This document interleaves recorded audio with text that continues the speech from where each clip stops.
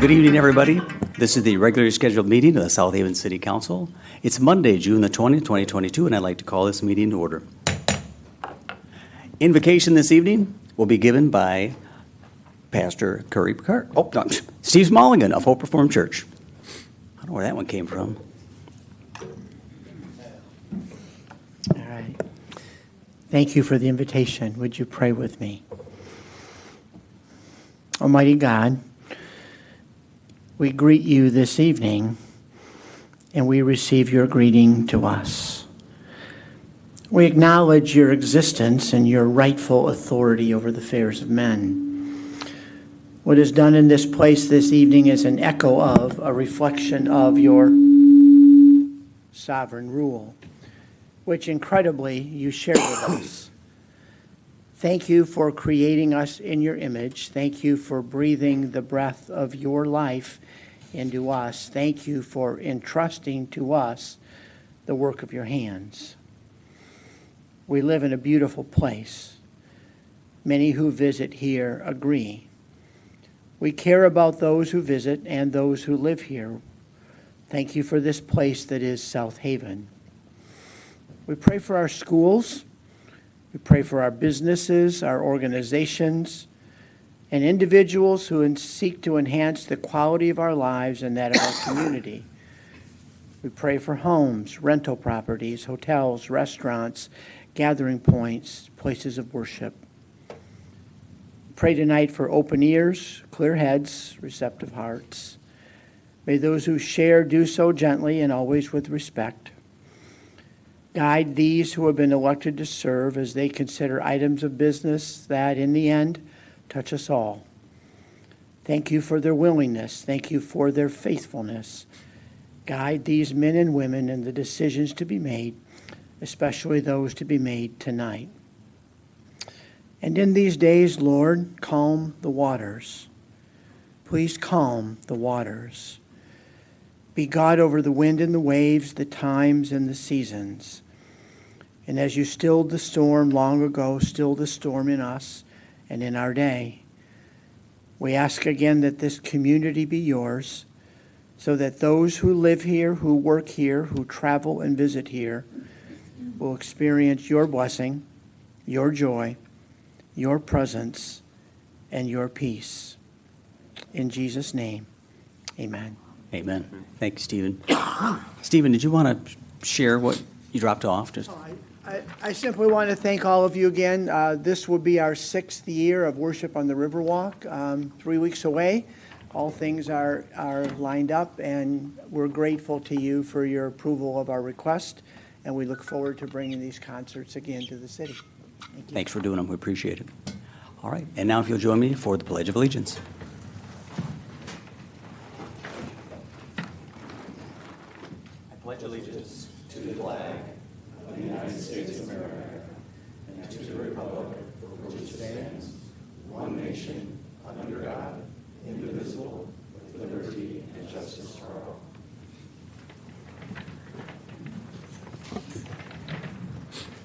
All right, roll call.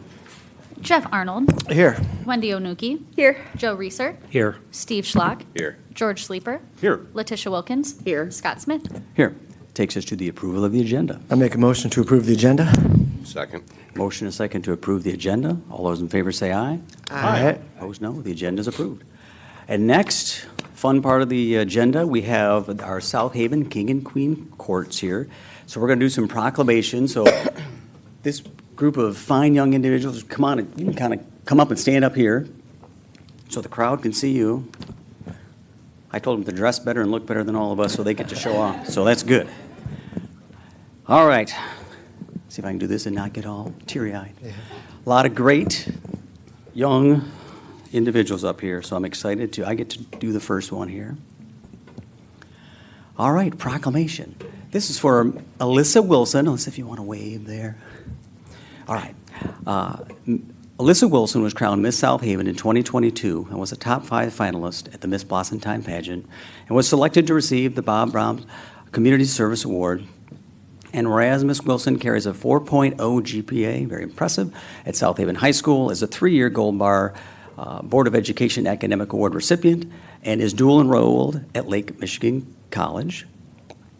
Whereas Ms. Wilson was a 5-year volunteer at the National Blueberry Festival, a volunteer for the South Haven Public Schools Water Drive and the We Care Warm Your Heart Island Sit, and a guest speaker for the Mental Health Awareness and March's Reading Month. And whereas Ms. Wilson is certified in CPR, First Aid, AED, Emergency Response, as well as for Michigan's Heads Up Sports Concussion Protocol. And whereas Ms. Wilson is a 2-year member of the Be Nice Committee, a peer-to-peer mentor, a 7-year member of the concert band, a 3-year member of the Purple Pride Marching Band, and whereas Ms. Wilson plans to attend either Michigan State University or Western Michigan University to pursue a career in special education to continue being an advocate for those with special needs. Now, therefore, be it resolved that the City of South Haven wishes to recognize Alyssa Wilson and express appreciation for these accomplishments and many more to come. Your contributions to the community have helped to make it a better place to live, work, and play. Well done. All right.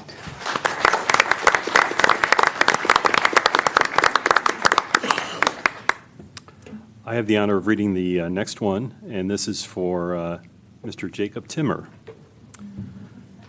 Whereas Jacob Timmer was crowned Mr. South Haven in 2022, was a top 5 finalist at the Mr. Blossom Time pageant, received the overall interview award at the Blossom Time pageant, and was selected to serve as the first runner-up to Mr. Blossom Time 2022. And whereas Mr. Timmer is ranked 8th in the South Haven High School's 2022 graduating class and carries above a 4.25 GPA, is the president of the National Honor Society, the president of the 2022 senior class, and is the Key Club secretary. And whereas Mr. Timmer volunteers his time annually for youth baseball and soccer camps, was a project lead for the South Haven Public Schools Water Drive and Not So Silent Night, and was a guest speaker for March is Reading Month and Mental Health Awareness. And whereas Mr. Timmer has played 4 years of varsity soccer and is now the varsity soccer captain, 3-year academic All-State for varsity alpine ski, and a 2-year academic All-State for varsity baseball. And whereas Mr. Timmer plays bass in orchestra, jazz band, chamber orchestra, quintet, and pit orchestra, and has been a member of the drama department plays and musicals set build team for 4 years. And whereas Mr. Timmer plans to attend the University of Michigan to study structural engineering to pursue his dreams of owning a commercial structure engineering firm. Now, therefore, be it resolved that the City of South Haven wishes to recognize Jacob Timmer and express appreciation for these accomplishments and many more to come. Your contributions to the community have helped to make it a better place to live, work, and play. Signed, Mayor Scott Smith.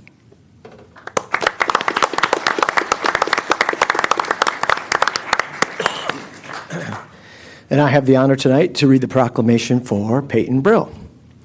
Whereas Peyton Brill was crowned as the first runner-up to Miss South Haven in 2022, and whereas Miss Brill carries a 3.5 GPA at South Haven High School, is a 2-year honor roll member, and received the Director's Award for Choir, and whereas Miss Brill spends time volunteering to prepare food at the Peace Cafe, serving food at hospice events, working with children at the South Haven Elementaries schools, and has also volunteered for the We Care Island Sit and the South Haven Holiday in the Park tree lighting ceremony. And whereas Miss Brill is in the choir and plays the viola in the orchestra at South Haven High School, and whereas Miss Brill's future plans include joining a boxing team, dedicating some of her free time to singing and practicing the guitar, and would someday like to visit New Zealand. And whereas Miss Brill plans to attend the University of Michigan to pursue a nursing degree to become a dermatologist after taking the dermatology nursing certification exam. Now, therefore, be it resolved that the City of South Haven wishes to recognize Peyton Brill and express appreciation for those accomplishments and many more to come. Your contributions to the community have helped to make it a better place to live, work, and play. Signed, Mayor Scott Smith.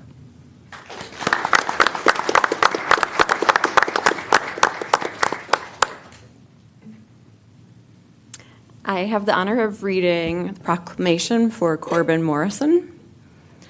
So, whereas Corbin Morrison was crowned as the first runner-up to Mr. South Haven in 2022, and whereas Mr. Morrison spends time volunteering for the We Care Community Resource, his church's youth group, and at the National Blueberry Festival, and participates in his church's live nativity scene annually. And whereas Mr. Morrison was an honorable mention when he took 14th place in the all-conference cross-country meet and broke a school record as part of the 4x800 in track and field. And whereas Mr. Morrison is active in cross-country, track and field, high school plays, Ram Nation News, the newspaper, and Ram Power. And whereas Mr. Morrison will be a senior at South Haven High School as part of the 2023 graduating class. And whereas Mr. Morrison's future plans include being an English teacher and coaching cross-country and track and field, now, therefore, be it resolved that the City of South Haven wishes to recognize Corbin Morrison and express appreciation for these accomplishments and many more to come. Your contributions to the community have helped to make it a better place to live, work, and play. Signed, Mayor Scott Smith.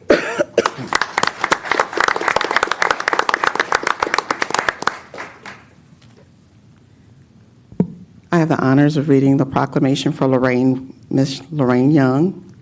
Whereas Lorraine Young was crowned as Miss Congeniality in 2022 as part of the Miss South Haven Community Scholarship Pageant and was also a runner-up in the 2011 Little Miss Blueberry Pageant. And whereas Miss Young spends time volunteering for various South Haven festivals, booster clubs for the high school and middle school, student council, and also makes sure she's available to help anywhere she can. And whereas Miss Young is a National Honor Society and has received the Gold Bar Board of Education Academic Award. And whereas Ms. Young is active in the Chamber of Orchestra, cheerleading, soccer, booster clubs.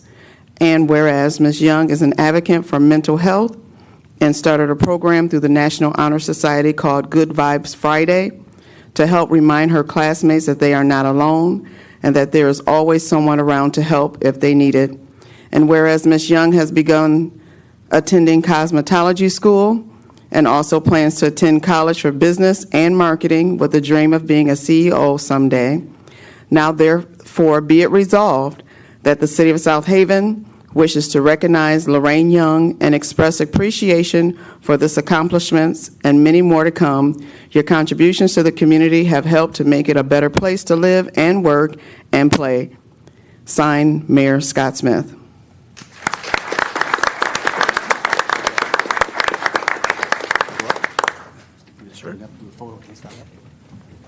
Thanks, Kate.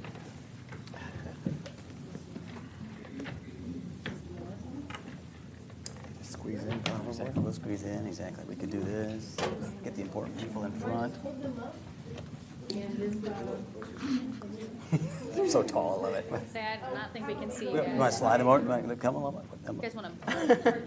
Part the waters, we'll come in tight. Yeah. Part the waters, good job. Gotta work in, there we go.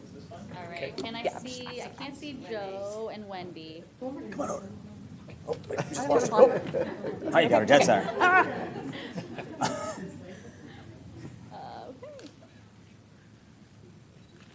Wonderful.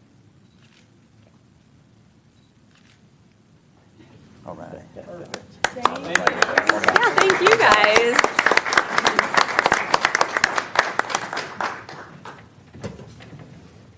All right. I'll give you guys a second to sneak out. Thank you again. Thank you. Very impressive people. Come back after college. We need youth. We need leaders. Thanks all. Good job, moms and dads. All right. Thanks, everybody. Next, we're going to have a presentation by Miss Angela Barca, who's going to talk about Caring Circle of Spectrum Health Lakeland. Good evening, Angela. Angela's amazing, by the way, if you don't know her. Thank you. Appreciate it. Thank you very much, City Council and community, for allowing me to come this evening and address you. I'm honored to have a few minutes to discuss the quality of life services offered to our community through Caring Circle. Council members, I'm covering a lot in a short period of time. Feel free to interrupt me, or feel free to call us or visit our website. I've also left a packet for each of you with Megan that she'll have for you. I think you have slides for me? Okay.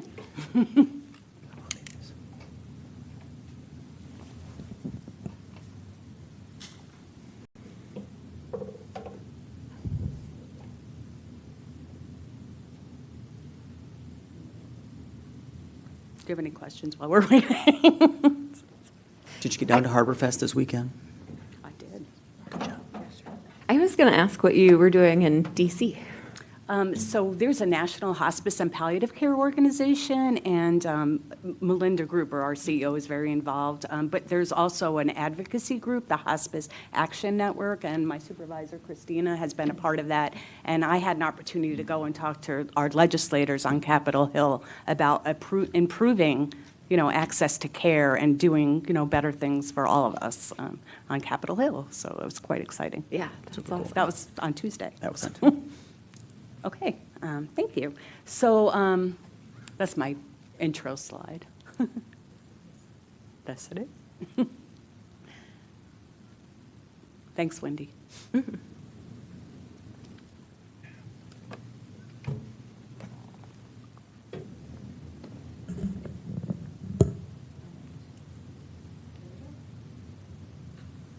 Okay, so you can advance to the next slide.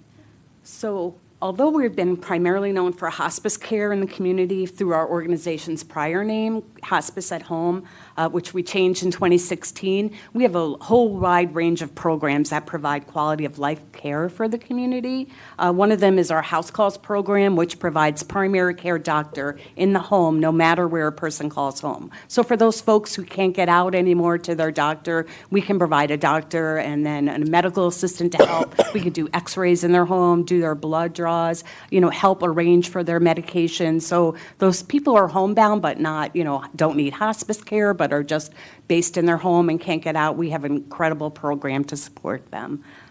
We also have a palliative care program for people who have advanced illnesses that have pain and symptoms that are very hard to control. So we see a lot of patients that have COPD or congestive heart failure or are dealing with cancer treatments that they're struggling with. So our providers on the palliative care team can provide a layer of support to their doctor or their primary or their specialist to help with those pain and symptom issues.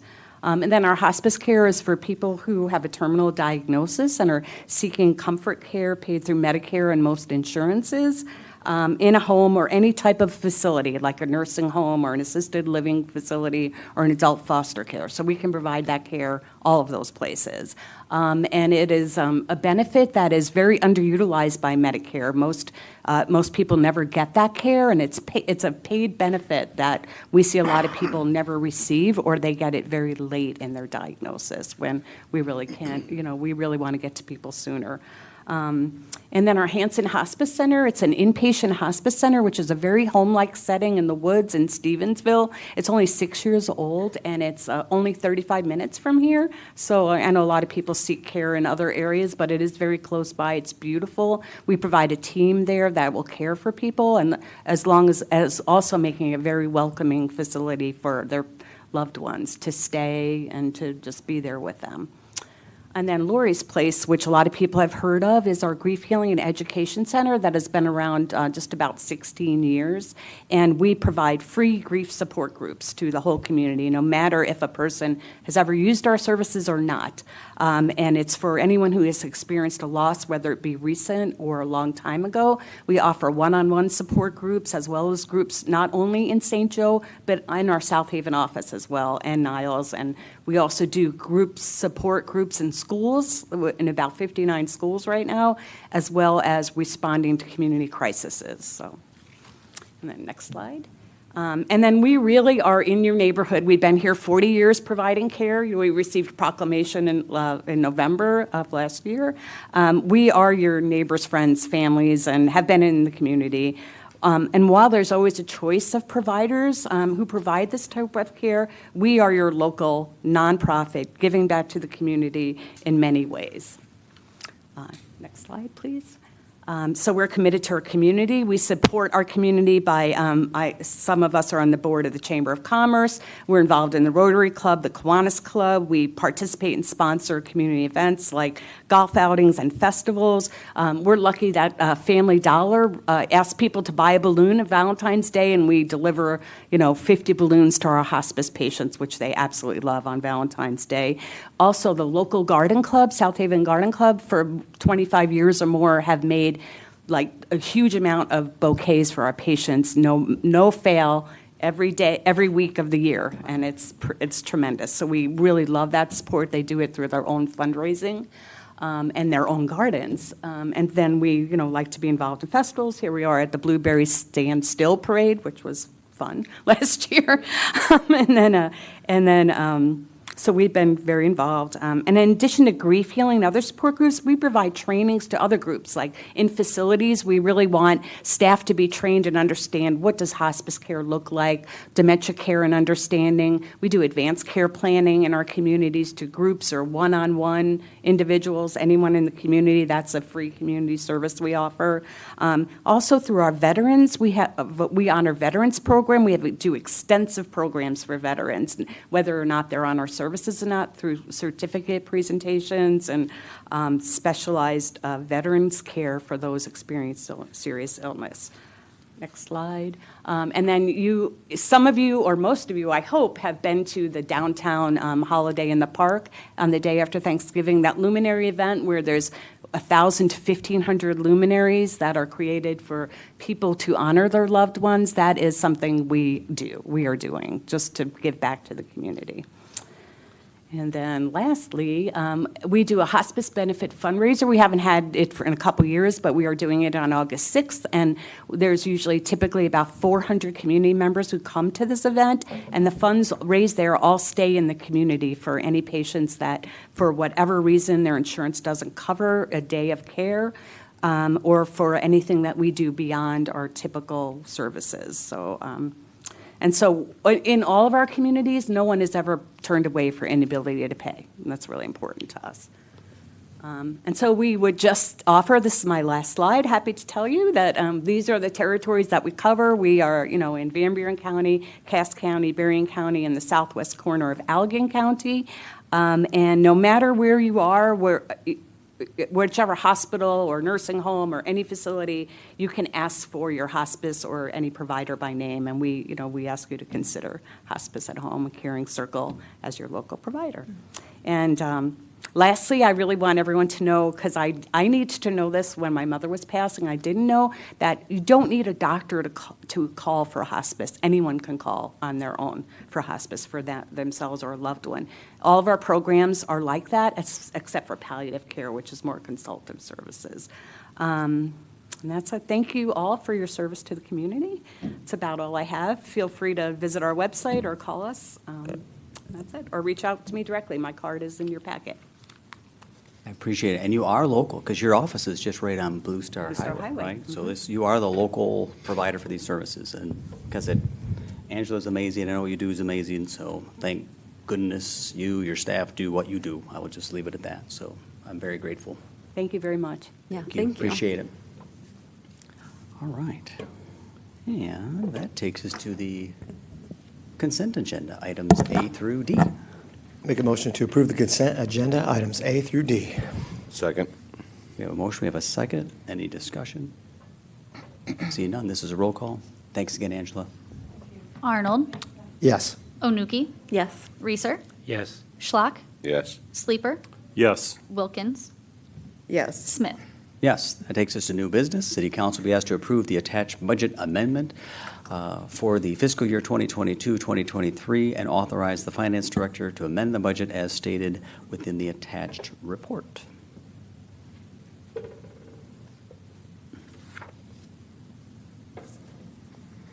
Just need a motion.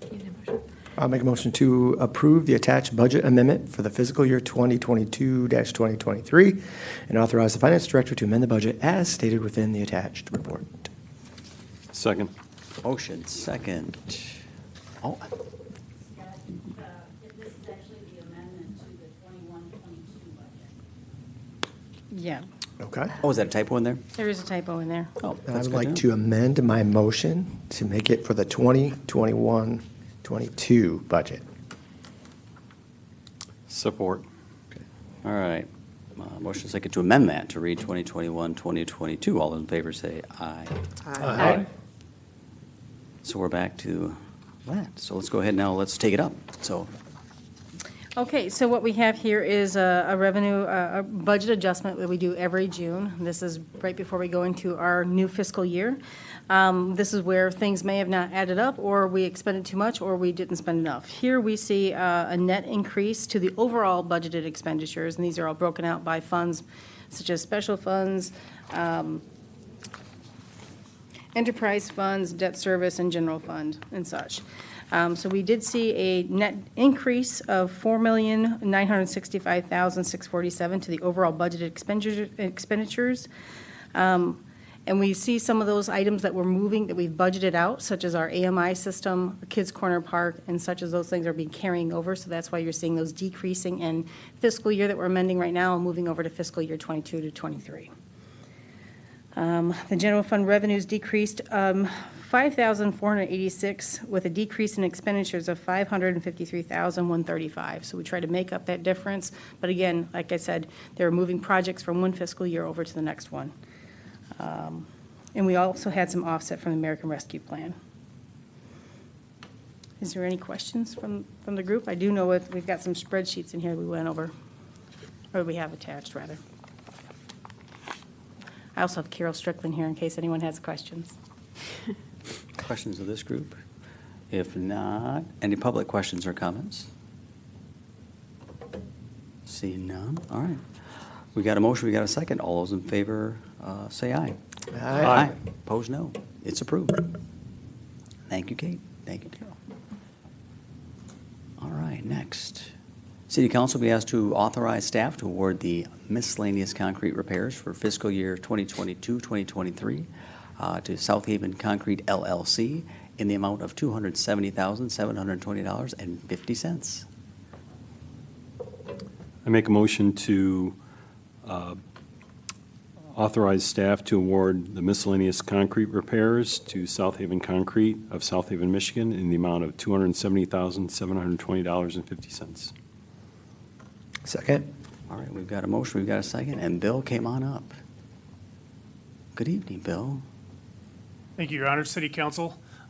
Since 2016, we've been coming to City Council annually with the miscellaneous concrete repair. It's for all of our sidewalk repairs we do throughout the city. So since 2016, probably even before that, probably 2015, 2014, we've been spending as a city $200,000 or more each year replacing curbs and concrete sidewalks. So this is actually us getting bids for various removal of curbs, removal of sidewalks, getting square footage prices. So when we assign them to an area, then we have those set prices for that area. We did have two bids in. We had South Haven Concrete, which is a newer company. They bid $270,720.50, and then Compton's, who's had the bid since I've been here in 2016, they were a little higher at $327,185.50. John Sipes is actually forming he's the one that's been doing our concrete. He has actually formed this company called South Haven Concrete LLC. Technically the owner actually is Nancy Caroline Frost at 327 Pearl. So John's been doing great work for us, and I don't see any reason not to award this bid going forward. So this will actually start in July 1 of 2022. We still have a contract right now through Compton's through the end of this year. And any city council have any questions? Questions up here? Nope. I know we got to keep doing it. It's money well spent, so I had no questions. Any public questions or comments on this one? Seeing none. All right. We have a motion, we have a second to approve the concrete expenditures as discussed. All those in favor say aye. Aye. Opposed, no. It's approved. Thanks, Bill. Next, City Council will be asked to consider the approval of the commercial use license agreement for Summer Fling Sunset Cabanas.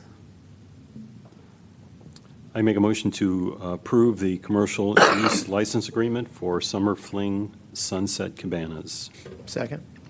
All right, we've got a motion and a second. Kate? Yes, Your Honor, this is a request for commercial use agreement for Summer Fling Sunset Cabanas. They'll be charged a $158 base license fee, as we've been doing for the other 3 vendors that have come forward. These cabanas would be allowed to be used in the north portion of South Beach, and it's not to be used at the entirety at the same time, but more like that's the general area where they can locate. It's limited to 10 persons. As the licensee, they would be responsible for cleaning up their own trash, and in the licensed area is free of trash, including cans, paper bottles, bottles or cans, and any refuse after, it says wedding, but it should say after each picnic. The agreement would run to the end of 2022. This group here is some local folks. They're running the Nature's Country Cupboard and looking into a different venture. Could you just share with us the location and what exactly they're talking about as far as a cabana, just so we can understand that? Sure. The cabana is more like a structure, a shade structure, and then they have like a picnic inside. They use only plasticware and paper plates, but they kind of set a table. It's usually for 2 people, but they could go up to 4 to 6, depending on, that's their packages that they have. Because it's 2 to 4, 6, or up to 6 people, it's really not too large. But I guess, I think she's here today. Come on up. They can kind of describe a little bit more. Oh, just come on, if you can just state your name and address. Oh, sorry. Stephanie Nowak, me and my sister Christine, this is like our venture. So basically, yeah, it's like a glorified umbrella, and it has like sides, and we put it up. We'll have like a bistro, table and chairs and pillows, and then we stylize underneath there, and then people can bring their own food from like local restaurants. Sometimes we offer like a charcuterie board as like an add-on, and they use the cabana space for a couple hours at sunset to watch the sunset, and then we come and take it down. Okay, and this would be on, I saw the location is Yep, it's at the north end of the South Beach, so. South Beach. I think it's north of the play structure, a little bit south of the circle, the half circle, rather. Okay. Questions? Questions of this group? Go ahead. How many times are they permitted to do it in the summer? They're not limited to any number of events, just the number of occupants at the event. They could do it potentially every night or every week. Potentially, just like the yoga and the weddings folks. Yes, we didn't set a limit on the number of times they could go. So I saw in a picture, it looks like a very fancy beach umbrella. Yes, it is. And- Exactly, yes. Okay. And this would be kind of like when you travel to Florida by plane and you don't have your lawn chair, you rent a lawn chair. Correct. That's pretty common down in Florida, so this is kind of the same thing, you're renting a shade structure. But yes. And you're going to deck it out very nicely, though. Yes, Yeah. yes. Okay. We primarily, like 95% of our business, it's usually anniversaries. Okay. So Yeah. it's usually couples, they just celebrating. Okay. Got it. I'll say, any more questions of this group? If not, I'll let you have a seat and I'll see if public has any questions. So, thank you. Any public questions on this one?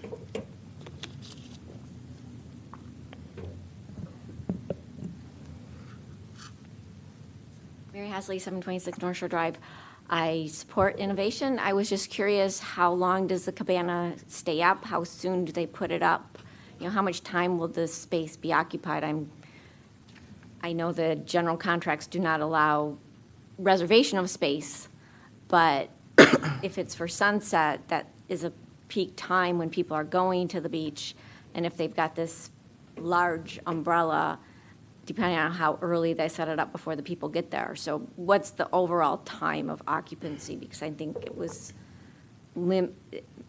by duration for the others, there was a limited time. I mean, I don't think it was limited in the contract, but the way they described it, it was a limited amount of time that they would be using it. So what's the overall use of the space, and what happens if it's too crowded and they do not have a place to put the cabana? Because that's a popular area compared to the other areas and times that the other places were using. Thank you. Fair, yep. I'll add on a few of the one answer. Obviously, if other people are there, the public wins. So, I mean, again, this is the public space, so this would provided there's room? Do you have That's an answer on correct. that? The license agreement, just like the other ones, set 4 hours for all activities. That means setup and takedown. Okay, so a 4-hour time limit, up and down total. That's correct. Okay. And again, public has priority. That's always the way it is. Any other questions? Oh, Joe. Joe Wilkins, 811 Gannett Street. I'm just trying to get a clarity understanding. Do me a favor, could you just state your name and address again? Sorry, the public probably didn't hear as you were walking up. Joe Wilkins, 811 Indiana Street. Thank you. So where's this location at So- exactly? South Beach of Kate, want South Beach. So I don't have a problem with, like Mary said, being innovative, entrepreneurs, trying to establish. So what's the process if I come up with some idea and want to utilize the part of the beach as an entrepreneur? What, is there a written policy, or how do I get this, how do you get this passed and approved? Well, Go ahead, Ms. well, we have a commercial license agreement. I can show you the draft of what it is. It's pretty standard for what we've been doing, and then we have conversations back and forth. Depends on what you're asking to do and whether or not this fits with the use. So you offer commercial contracts? It's a license License agreement. agreement? Okay, so anybody could come and utilize a portion of the beach if they got some great idea, and it should be approved, right? Is that what I'm hearing?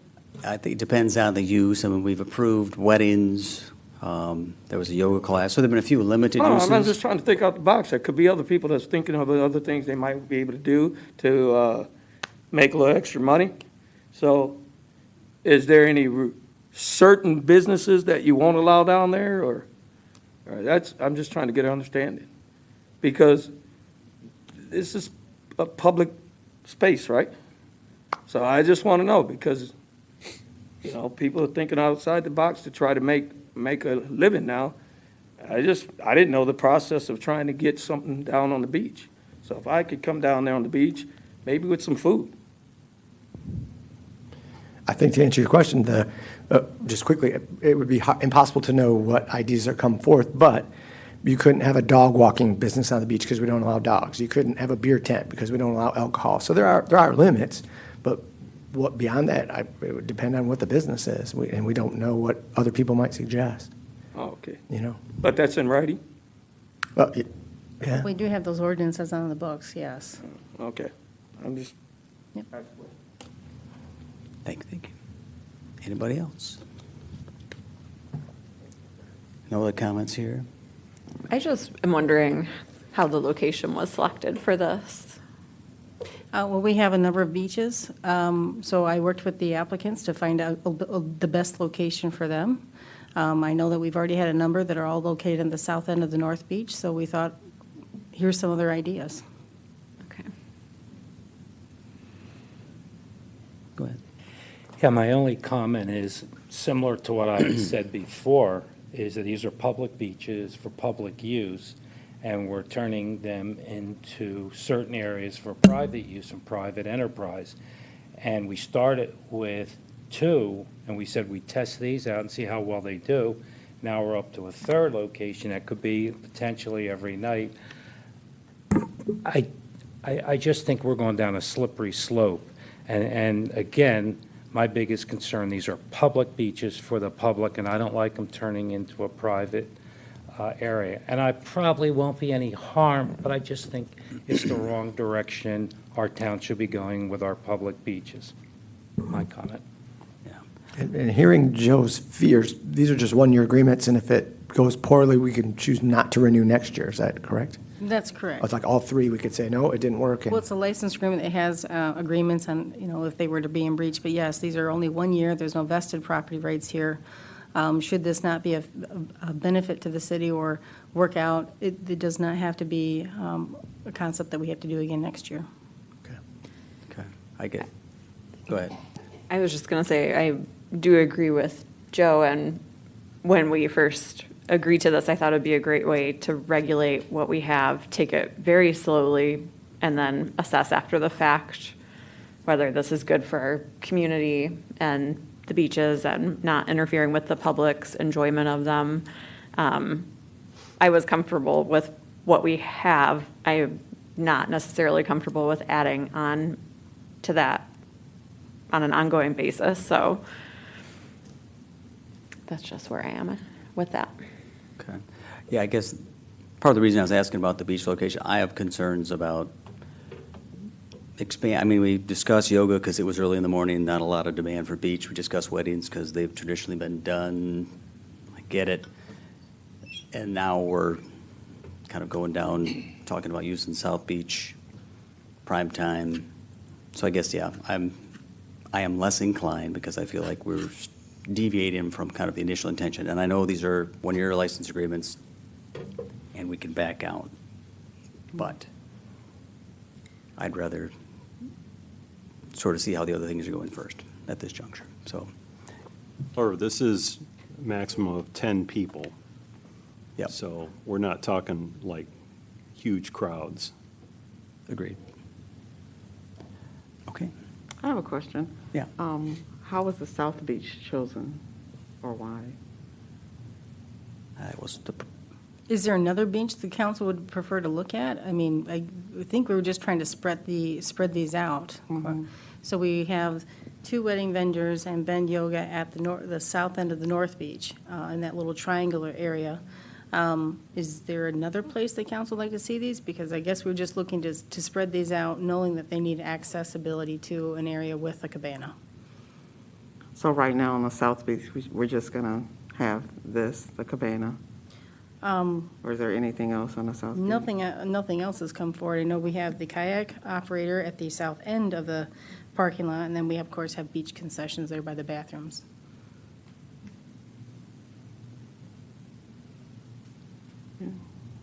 all good, all good. All right, we've got a motion, we've got a second. Let's roll call this. Onuki, No. Reeser, No. Schlock, No. Sleeper, Yes. Wilkins, No. Arnold, Yes. and Smith. No, Motion fails. so that does not pass. Okay. Let's go ahead and move on. City Council will be asked to consider the approval of the draft community survey from the Western Michigan University's Kirchner Center for Social Research. Sorry. I make a motion that we take a look at the draft community survey from Western Michigan University's Kirchner Center. Second. All right, we got a motion, we've got a second to approve the draft. Kate? So we've been working with the Kirchner Center, WMU, to come up with a community survey that, one, looks to see some community input on short-term rentals, but also to get some input on some data sets that we had worked with in the previous survey in 2018. Their survey would, if approved, would be going out around July 11th, and we would hope to get the first, it would be 2,000 surveys would be mailed out to a randomized survey of properties in South Haven. The responses would come back, and about a month after the mailed surveys would go out, an online survey would be available for folks to take their survey if they had not gotten a paper survey. The report would be finalized and reported back to this group in October. So that's their time frame based on WMU and, of course, their research assistants and some of these the restrictions on that. There's about 4 pages in here. That all goes into mailing costs. The cost for the survey came in under $15,000. With the report to come here and give the final report to council. So all that's all in. Sounds good. Council, you want your questions first or public questions first? Joe, go. So one of the issues I feel, well, I'll back up. The good part is we'll get more information. We do another survey, and we may find out something we don't know now. My comment is there's 3 distinct groups of people in this town that have to do with short-term rentals. First, and by far most importantly, are the residents. What do they want and what don't they want? The second one are the business owners. I do want to know what business owners think. I want to know what Clementine's wants. I want to know what Sukasa wants. I want to know every business in this town, how they feel about it. So I like the survey for that reason.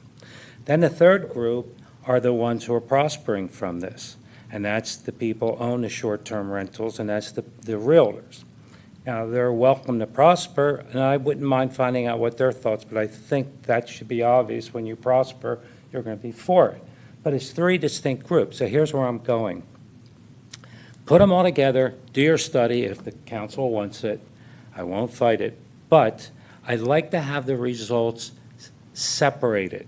Put them together, shows totally, but then show us individually. What did the residents say? So hypothetically, if the residents came back overwhelmingly concerned about the current short-term rental ordinance, we should know that. If the businesses come back differently, we should know that. And I think we're going to know what the owners of the short-term rentals will be, but maybe not. So we'll find out for them. But I'd like to know what all three, and I think it would be most helpful for staff and for the council up here in making decisions to know what those three separate groups think. I agree. I feel like if you had them all combined and we didn't have them categorized, it's hard to make sense of any of the data that we would get from the survey. And just to clarify, property owners, would that include businesses? Yes, it would be a property that has a building on it, yes. Okay. Yeah, I agree. And we kind of had that talk, how we split those into buckets so we can understand who's voting for what or who's kind of suggesting what. So absolutely on that. Anything else of this group, or if not, public questions or comments, then we can go ahead. Good evening. Good evening, Mr. Mayor and Council. I would, Walt Placati, 559 Monroe Boulevard. I would just like to say thank you for moving forward with more data. It's all good. And especially Councilman Reeser's recommendation that it be divided so you know who you're considering and talking to. So a big thank you. Thank you. Anybody else?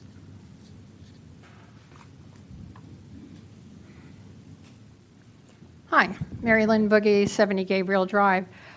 Just looking over this, I think there's some interesting questions on here. I think, however, there could be some more clarity. I think Joe just pointed out one where breaking it down by whether you are a business owner or what, but I think it might be even finer that would give us better information. Are you an owner of a business that caters to tourists, not short-term rentals, but tourists? Because that's very specific. In Saugatuck, there are many businesses that cater to tourists, but they have very few short-term rentals. So there's a difference there, and I think it's legitimate. I think also, rather than saying renting an entire home, if you say renting a single-family house, you're kind of separating it into an individual property. The same thing with owner. You say own a home. Well, I could live in a duplex and own a duplex, and that's my home, but it's not a freestanding single-family home, and I think that's another distinction.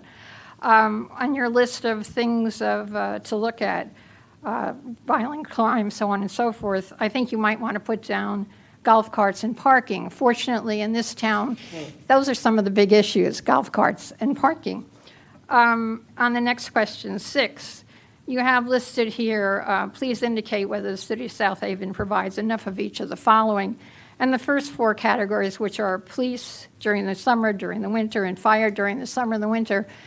As someone looking at this, I don't have that kind of information. I would like to rely on reports from the police and the fire department.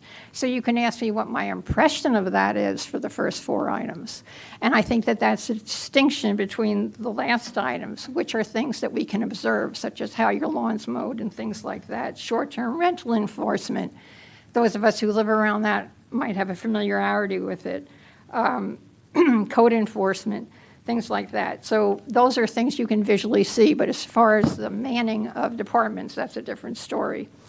On question 11, number H, you asked, one of the questions is, the city should use, asking your opinion on, the city should use tax revenues to develop more affordable housing. I think that needs to be clarified. Are you talking about local city taxes, or are you talking about state taxes and national taxes? There's a big difference between those, because the state and national ones that are designated for that can only be used for it, whereas local taxes are not used for it. And that would be a different opinion for many people. I believe that's all I have on that. But thank you. Thank you, appreciate it. And if you want to email those to us, we can take a look at them too. Just want to shoot us an email with those. Okay. Thank you, appreciate it.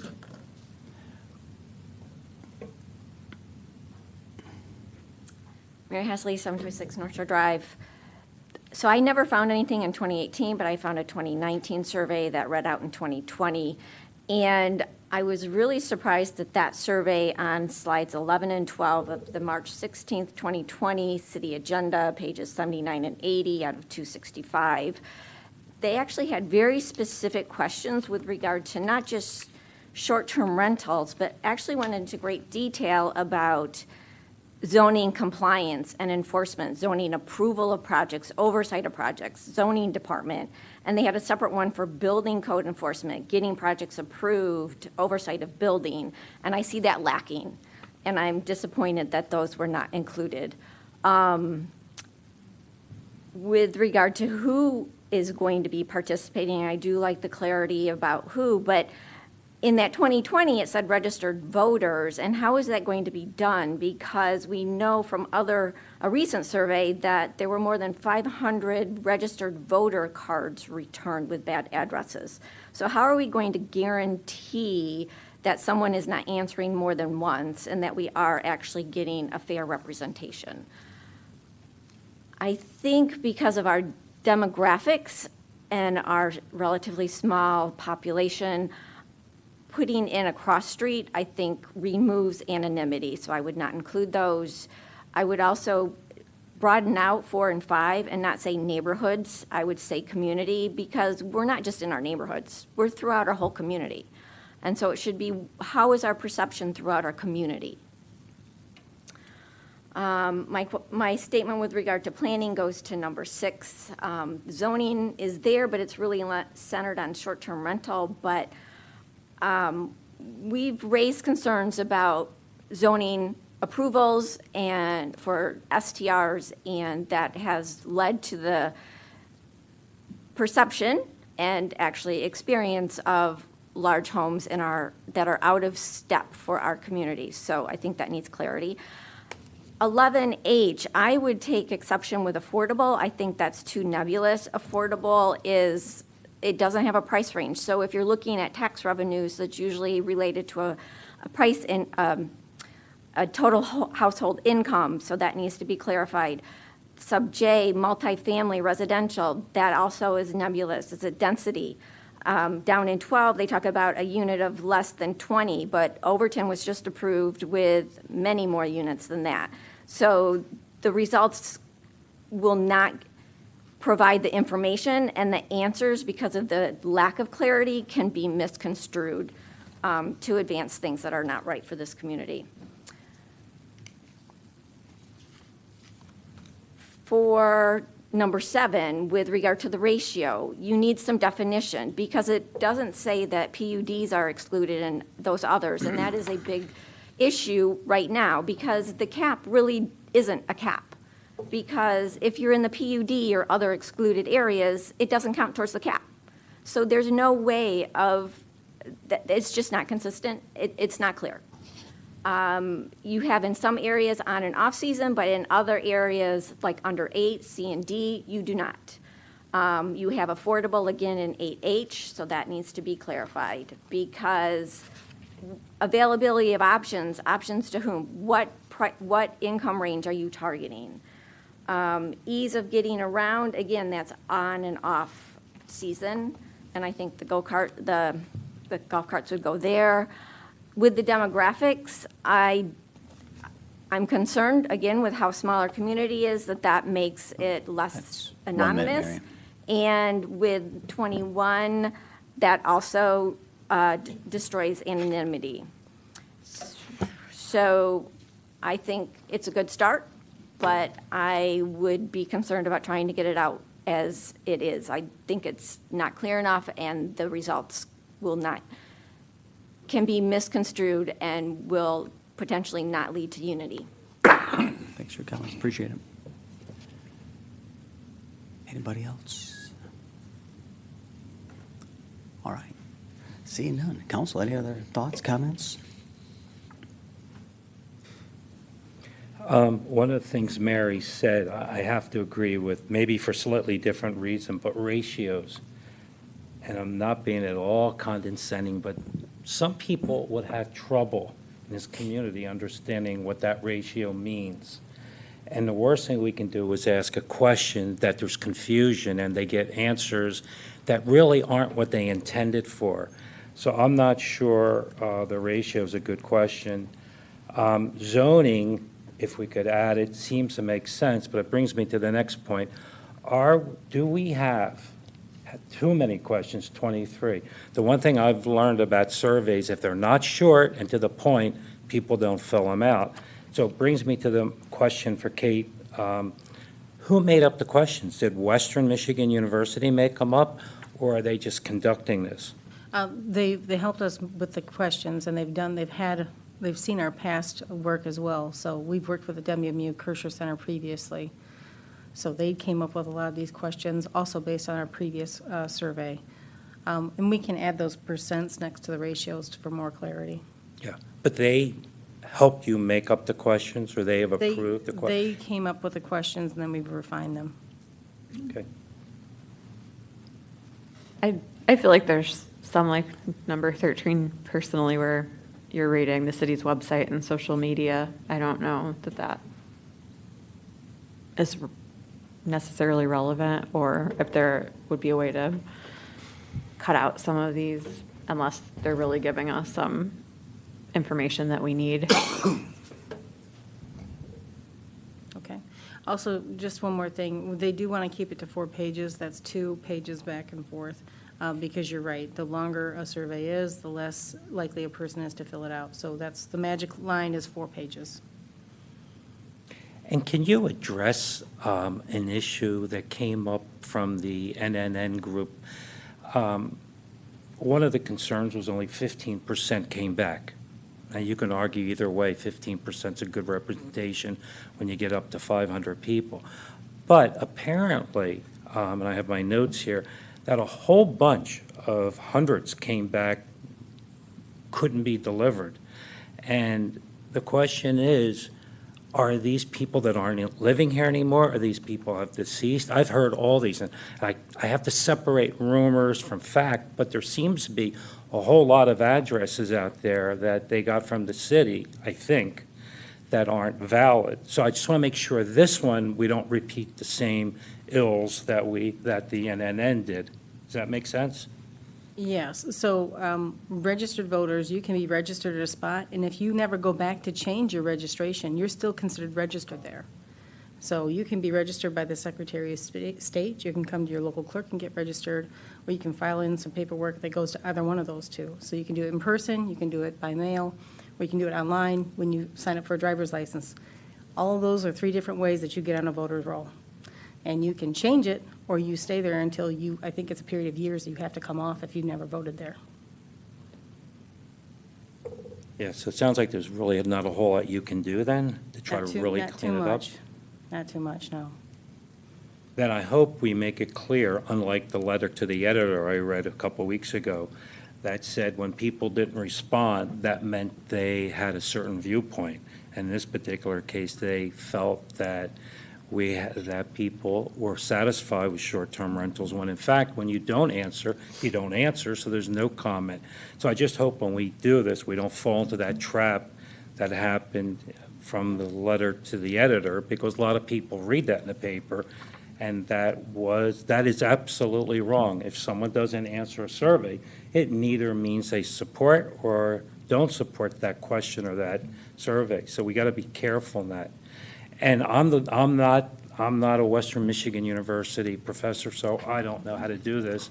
I just know some of the issues that have come up that have really seemed glaring, like when they getting mail back, and then people thinking because someone didn't respond that it has a point of view and it doesn't. Does that make sense? Yeah, sorry, I hope I'm not repeating what you said, but is there, out of the 2,000, is there an amount that they know of that we need to have the data be significant? With most surveys, they'll tell you they're looking for at least 11 to 19% Okay. response rate. Okay. And then, yeah, the only other thing I would say is, if this is getting mailed to short-term rental owners and businesses in South Haven, I know we talked about having them categorized, so there would obviously need to be a way to identify that. But I know the second question, which is listed as number 3, says, how long have you lived at this household? Which obviously would only be relevant for people who do live in a house. So I feel like there would need to be some tweaking to cover all those bases instead of just assuming that we're sending them only to places where people live.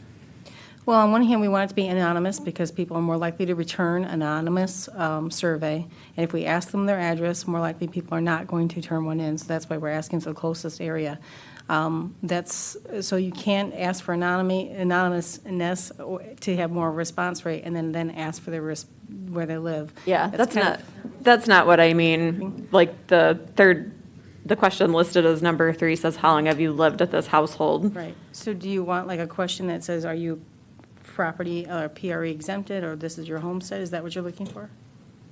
Kind of, I guess if we're just trying to have them in their categories for the data, I feel like at some point in the beginning of the survey, we'd have to say, are you a year-round resident? Are you a short-term rental owner? Are you a small business? Something to that effect, but.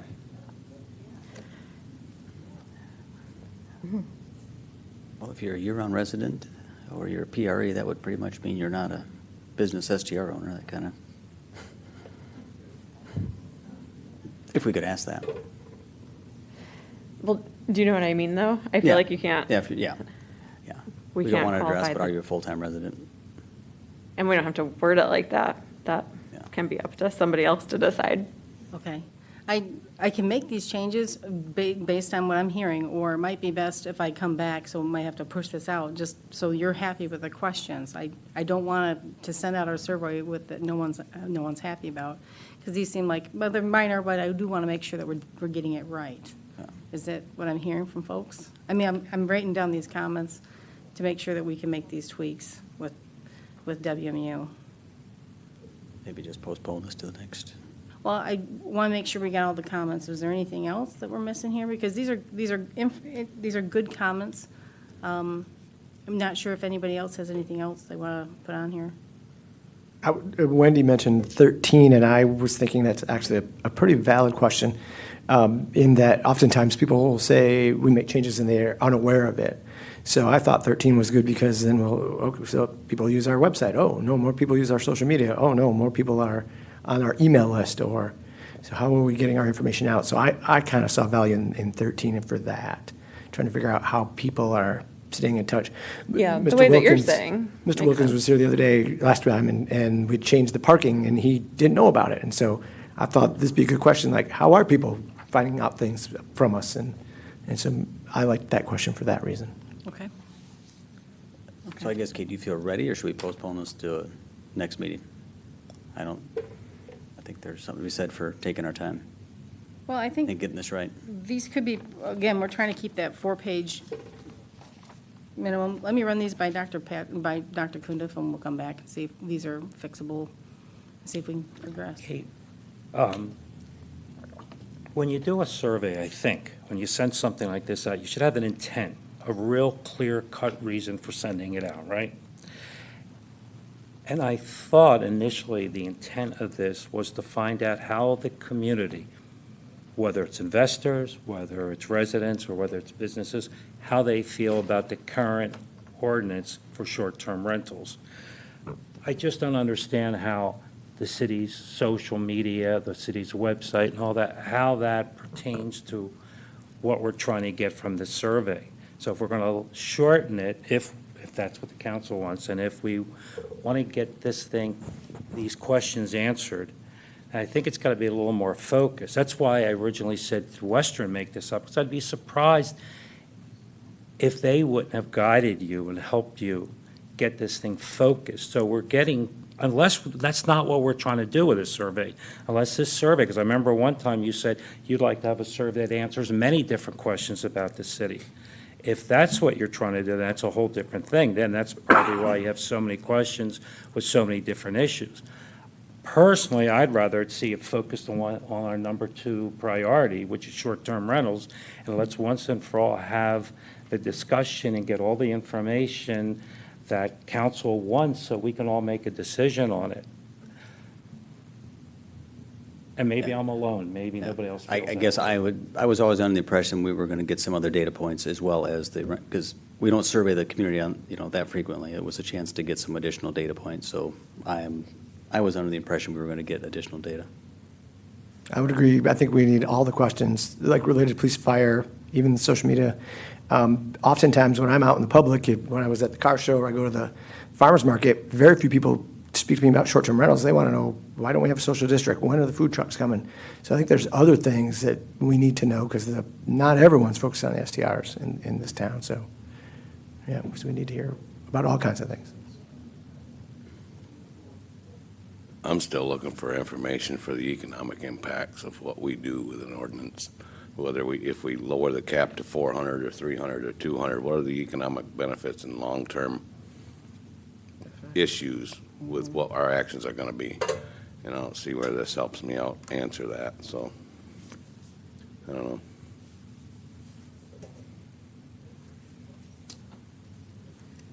I think Steve makes a good point. So I think there's 2 different issues here. One is what I thought the survey and what I thought NNET survey did was find out what the residents think. Because ultimately, that's one of the key things. And now we want to find out what businesses and the investors think. That's one whole piece of it.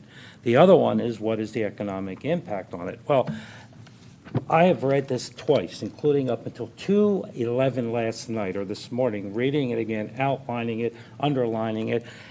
And I think there's a whole lot of information here that tells us about what short-term rental impacts are. And I could read right out of here, I almost have the pages memorized, what other cities have said. And the one comment I want to make, these 2 issues are not mutually exclusive. Many of us, if not all of us, want tourism. It is a giant part of our town. But many of us want the quality of life in this town, the quality of the community where you live. 2 different issues. And other cities have addressed it, and it's right in here. So I think if we've had Jim Hedinger come in and give us PowerPoints and talk about the economy. In here, they talk about Jim Hedinger, and Maria was the woman that works with him now. I have it written down, but the 2 of them work together, and they talk about that in this Upjohn Institute. So I think there's a wealth of information in here that could help council answer the questions about the economic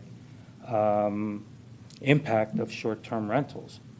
I think the biggest challenge with that one is it's just very high level. And I think what Steve's talking about is nuts and bolts, like if we drop it from blank to blank, what do we think it could be? Not that there's a specific answer that's going to be had out there, but I think at the end I think we've talked about all along a survey and then an economic impact. I think we've talked about both. So I view this as part 1 and part 2. My only question is, do we feel ready with the survey? And if not, let's postpone it and have her come back with revised questions. If we postpone it till the next meeting for approval, It'll throw it back. I think I've Okay. got good input to get these questions kind of cleaned up to answer the comments I've heard here tonight, and stay within that 4-page limit. So if that sounds good to the council? Maybe not, so I'm not hearing a motion to postpone it, so all right. Well, let's go then. We've got a motion then, a second then to approve the draft with the changes. Sounds like you've got some work to do. All those in favor say aye. Aye. Aye. Opposed? Opposed, only because I'd like to see the changes before we vote. So I'm not against the survey, but I think before we say yes, I'd like to see the changes. Final changes. Who are the noes? 1, 2? 2. All right. Got him. Was there a third? Nope, 5-2. Got it. Okay. Get to work. Next, City Council will be asked to consider the approval of the donation of a wooden memorial arbor, the relocation of the Mendelssohn bench, and pebble urn by the First Hebrew Congregation for Lakeview Cemetery. I make a motion to approve the donation of a wooden memorial arbor and the relocation of the Mendelssohn bench and pebble urn by the First Hebrew Congregation for the city cemetery. Second. All right, motion and second. Bill, got the pictures? Thank you, Your Honor, City Council. Probably goes more than about a year ago, the First Hebrew Congregation approached us about their memorial arbor they would like to donate to the city. It's a wooden structure that will memorialize past members who served in foreign wars. They also like to relocate, like you mentioned, the bench, as well as a pebble urn.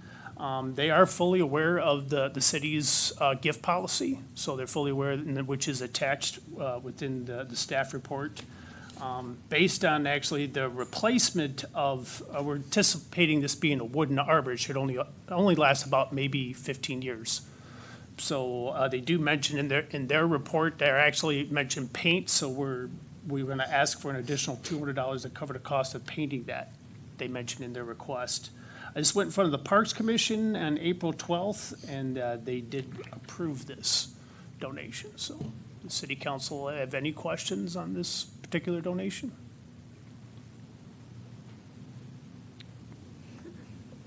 Bill, could you just, for the public, where is it going to go? I'm not real familiar with the cemetery, and I looked at the map a bunch of times, and so whereabouts? You know where the is it? Hebrew, you know where this little cemetery plot is? That's the first question.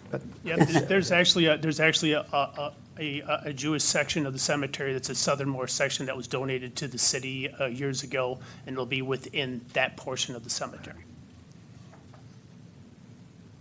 Good question. It's kind of hidden over there. Do they have a date that they would plan to install it? No date at this time. We're going to reach back out to them, and I'm sure actually it's probably something I don't think it would take long to build, or maybe something they already have. They're planning on purchasing, I would assume. Okay. Anybody else? Have not any public questions on this one? Nothing. Very nice donation. So we've got a motion, we've got a second for the approval of the donation of the wood memorial arbor. As discussed, all those in favor say aye. Aye. Opposed, no. It's approved.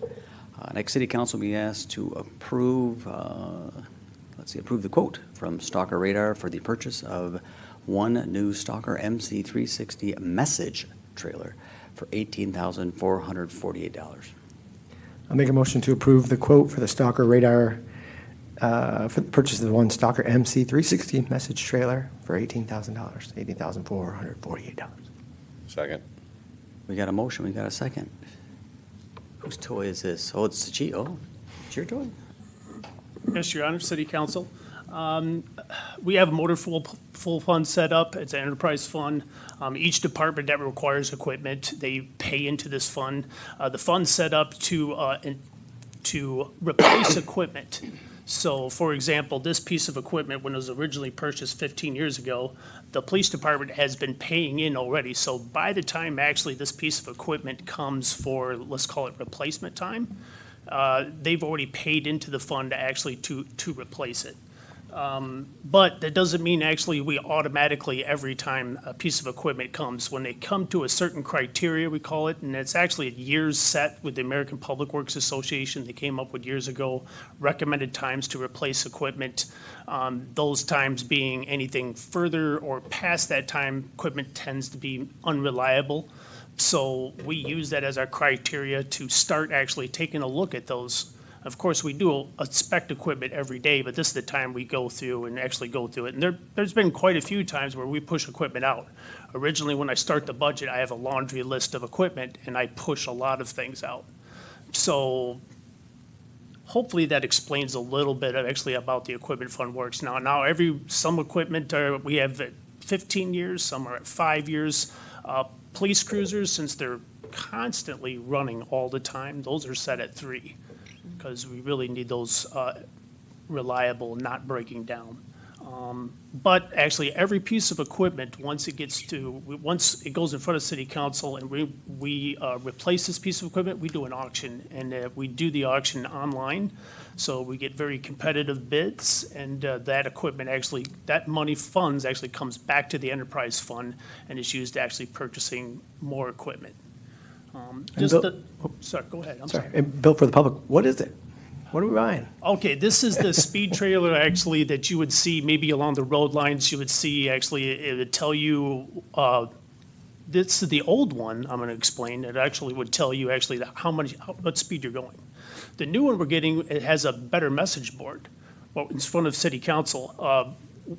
We've had message boards that we used on special events to put out information. That's the one we actually borrow from the county.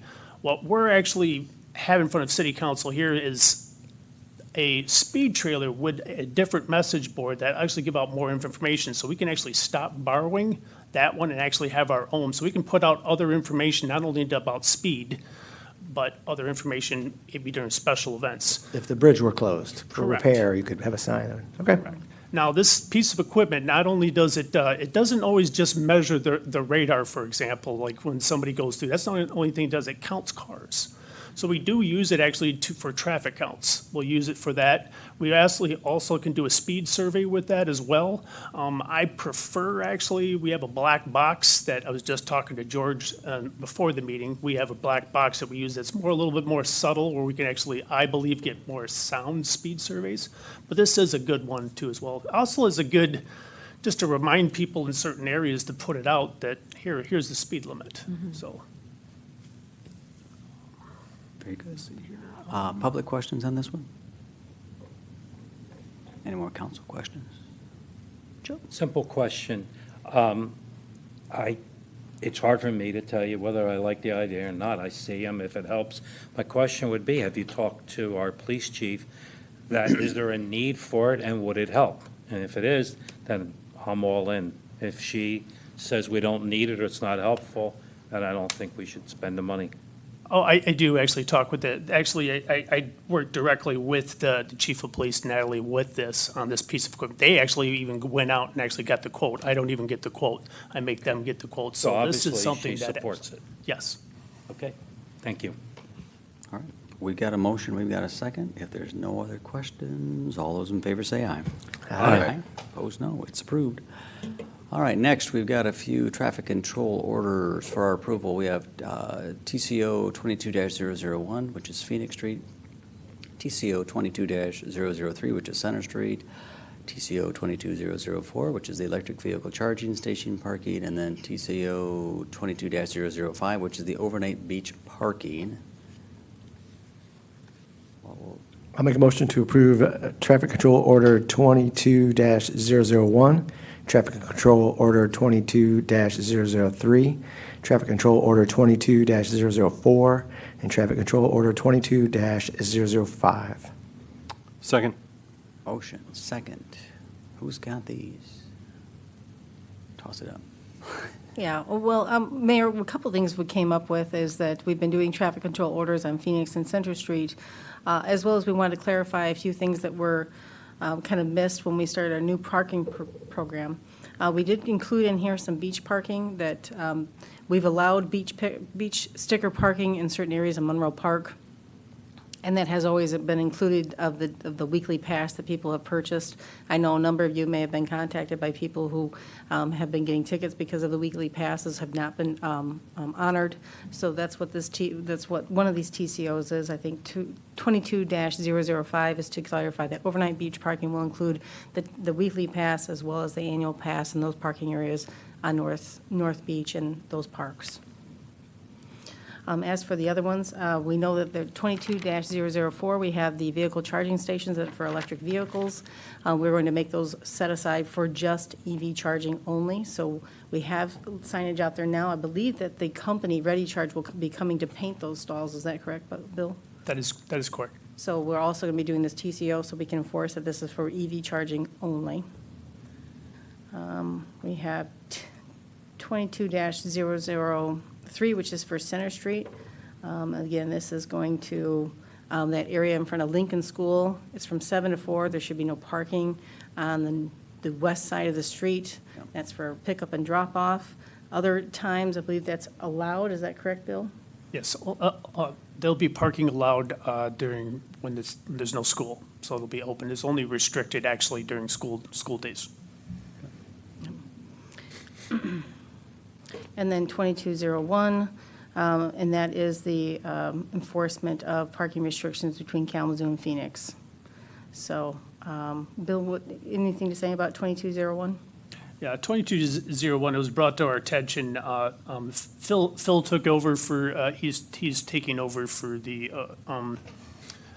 ticketing, and very sharp, and Phil goes, "Hey, Bill, there's a typo here." And we had the map correct, but we had a typo within the resolution. So this is actually to correct that typo. So this map is the correct one we've used before. The typo has been corrected, so.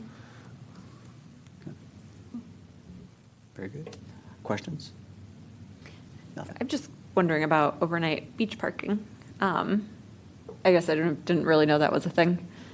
So people cannot park on Lakeshore Drive, but there's certain areas such as the Triangle, the Chicago Ave parking lot, and then certain areas, certain roads. There is beach parking overnight back there. So I think it's Kalamazoo Ave, maybe, and another street back there. Let me see about my map. It's not like north and south. Grand Boulevard. Yeah. Okay. It's over the Monroe Boulevard area. Okay. Gotcha. Thank you. Any public questions on these?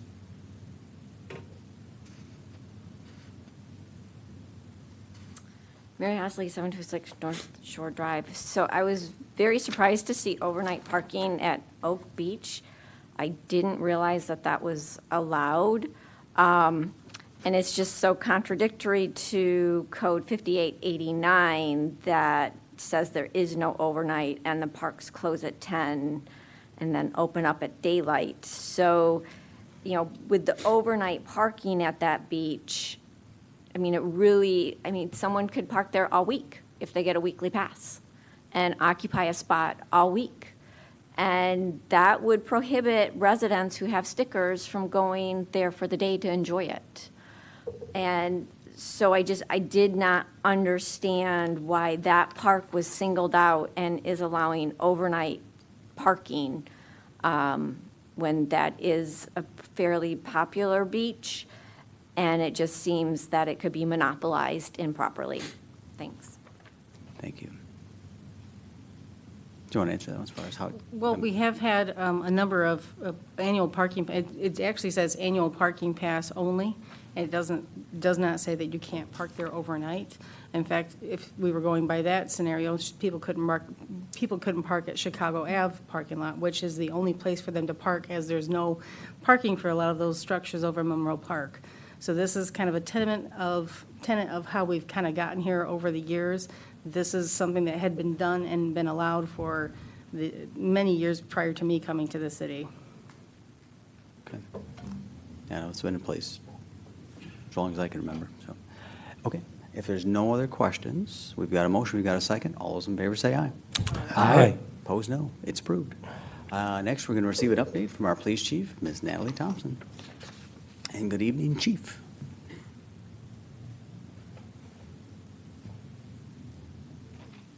Thank you. So I want to start with going over some of our monthly stats. And so I think you have these in your packets. So year-to-date from January 1st, and these go through May 31st of this year. Our top 5 crimes or offenses that we take reports on. Number 1 is assault, followed by driving violations, and those are arrestable driving violations. Retail fraud, larceny, and then damage to property.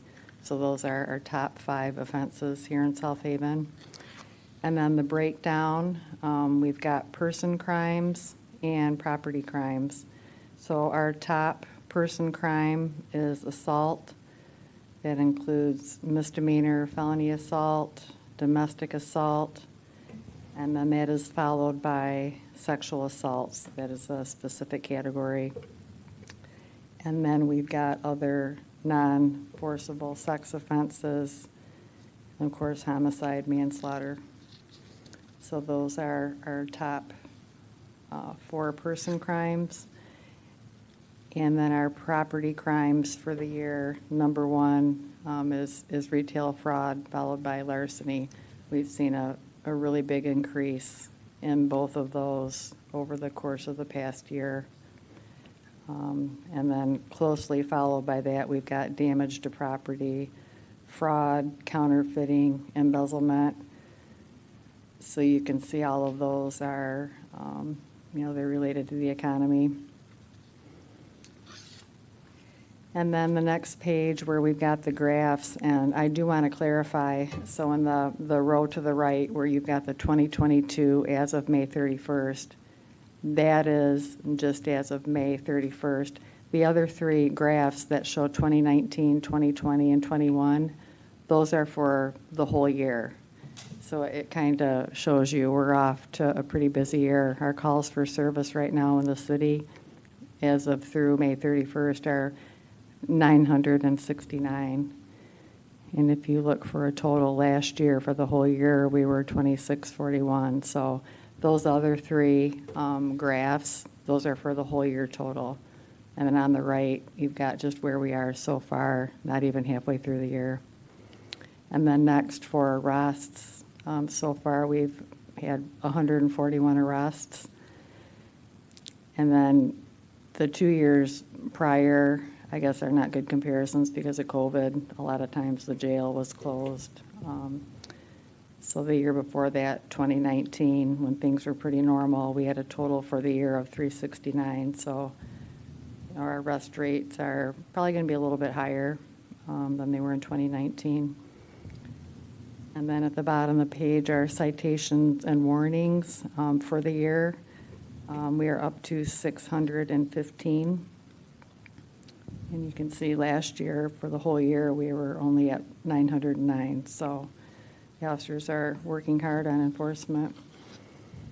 And then the next page for traffic stops. For the year, we are up to 347. Overall complaints, this is for the city, 736. And then foot patrol hours, 168. And you can tell a big difference in 2020 when we weren't being able to go to the jail or do traffic, or that was the year of COVID. You can see we had a lot more foot patrol hours, but so far for the year, we're at 168. And then on the last page, we've got some property checks. Officers document that. That's primarily at night when those are conducted. And then we've got some tallies for citations for the year. So we have written 15 golf cart tickets. The officers have issued 204 traffic warnings. They've issued 153 parking citations, 12 non-moving traffic violations, 113 traffic moving, 85 other warnings, 14 other citations, and then 19 ordinance violations. And then also, just want to give a brief update on the July 3rd fireworks planning. That is coming along very well. That's less than 2 weeks away. So we, luckily, the Michigan State Police has really come through with some extra manpower. So as of today, I have 58 officers that will be assigned to the event area, beaches, downtown, parks, foot, bike. We've got a couple quads or side-by-sides that are being donated by Vanderzees. So we've got 58 officers, so that's in addition to our 18 for our police department. I've got another 12 coming from Van Buren County that will be mobile, just patrol to help handle complaints through the township, any accidents on the highway, and then citywide. I've got a couple specialty units from the state police a traffic unit in particular in case we get some giant crash on the highway. And then I've got 39 officers that will be coming in the evening. Those are reserve officers that will be helping man the 13 traffic points after fireworks. So the grand total, it's very comparable to the plans that we had in 17, 18, and 19, where things were smooth, so it's 109. So 105 to 107 officers is what we need to have the plan, be complete, to have all the positions filled. So things are coming together. We're just kind of finishing up last minute plans with the operational plan. One more meeting, but things have come together very well, so. Sounds good. Thank you for all that planning. Any questions? Appreciate it. And your charts and graphs are amazing. They Like I look good, said, I so. would like to take credit, but thank you. I'll They pass look that good. on. They look good. Questions? Chief Thompson, I was just curious, I'm trying to think back on previous 4th of July celebrations. Did we bring in someone to check coolers and stuff like that at like the beach, Yes, the North Beach and stuff? Thank you. I apologize. That's probably one of the more important parts of this detail. So yes, the Centurion Security Company, which they actually this week are doing, I think there's some electric light festival. They did the Grid Life. They do, events throughout the state, but we have retained that same company. In fact, they have helped us, I think, 17, 18, and 19. So we will, again, with Bill Hunter's guys, will have the entire North Beach fenced in with the 4 entry checkpoints. And then this year on South Beach, it's just logistically difficult to fence in, the whole South Beach with the bluff, but we are going to have a partial area, just, from the parking lot, we're going to have a checkpoint, and then by the brown stairs and the blue stairs. So we're going to have not as secure as North Beach, just because of the terrain and logistics, but we will have some checkpoints on South Beach also. So yes, that, in fact, I just talked to him today, so we will have his group, and, besides checking for alcohol, marijuana, cigarettes, they will be checking containers, backpacks, so obviously, weapons, anything like that. So it's, besides just, the things we normally look for, I think it'll be an extra measure of, feeling of security for everyone on our beaches. And that is also, too, everyone's like, well, that's a lot of officers, but the plan from 2017 has worked, and we have a lot of contingency plans in case, heaven forbid, something goes bad, but we've got a lot of officers with a lot of specialties, and so we will be very prepared. Hopefully nothing does, but we have a very good plan, and hopefully the community will feel safe for, coming to South Haven on that day. Good, thank you. It might be helpful to think of a way to help communicate the fact that people will be checked, and so that people don't come surprised when they have to get turned around or something like that, or. Right, and I don't really ever like to put them up too early, because every year some of them disappear, but probably the week before, and I've got a couple press releases I'm going to be getting out just about bridge operations, fireworks ordinance, and then I will do something about, the checkpoints at the beach, and I may, utilize the news. They love to come to South Haven to do news stories, but yeah, you're absolutely right, just to let people know ahead of time. And another thing that, we don't want signs everywhere, but another thing at the checkpoints is they will check for anyone with stereos, speakers.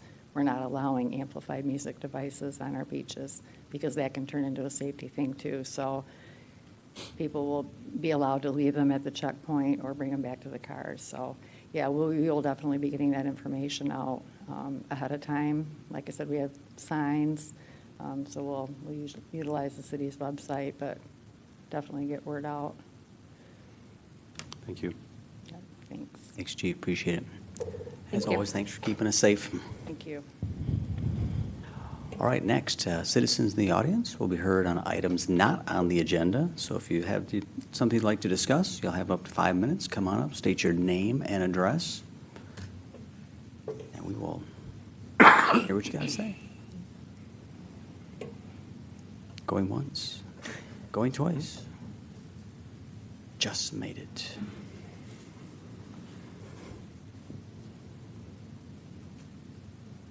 Okay, wait till I'm ready, okay? Can you hear me? Yep. Okay, you ready? All right, Memorial Day weekend, the 3 homes north of us rented for the first time. Ellie, just name and address, please. Okay, hold on. Can you restart reclaiming my time? I'm going to reclaim my time. Hold on, because I assume you know who I am. And I'd like this to start when I start. I'm Elaine Herbert at 404 North Shore Drive. Memorial Day weekend, the 3 homes north of us rented for the first time since we built our home 29 years ago. The next morning, Tuesday, May 31, I protested to zoning and you to challenge granting 3 new SDR permits to these homes. I protested that upgrading the use on 2 non-conforming single-family residential lots containing 3 cottages to that of a newly created conforming STR use without meeting R1A codes was an improper zoning decision. And that approval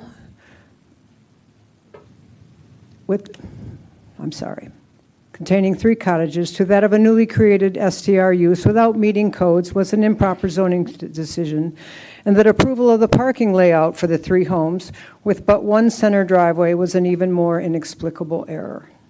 Stymied by City Hall non-response to my email pleas and photos, I came here publicly on June 6th and was again given no direction.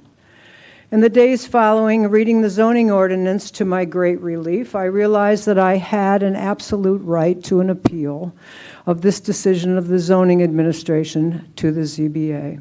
An absolute right. No one here offered me that wisdom, not after that holiday, not during the week of reaching out to you.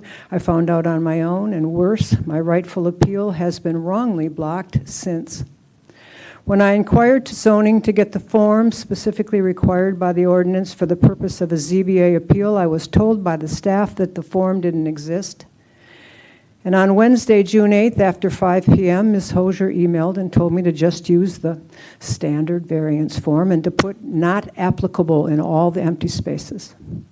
Not wanting to delay, I used a self-created form and I filed the required 8 bound copies of a well-researched appeal and plopped $300 down on Thursday, June 9th.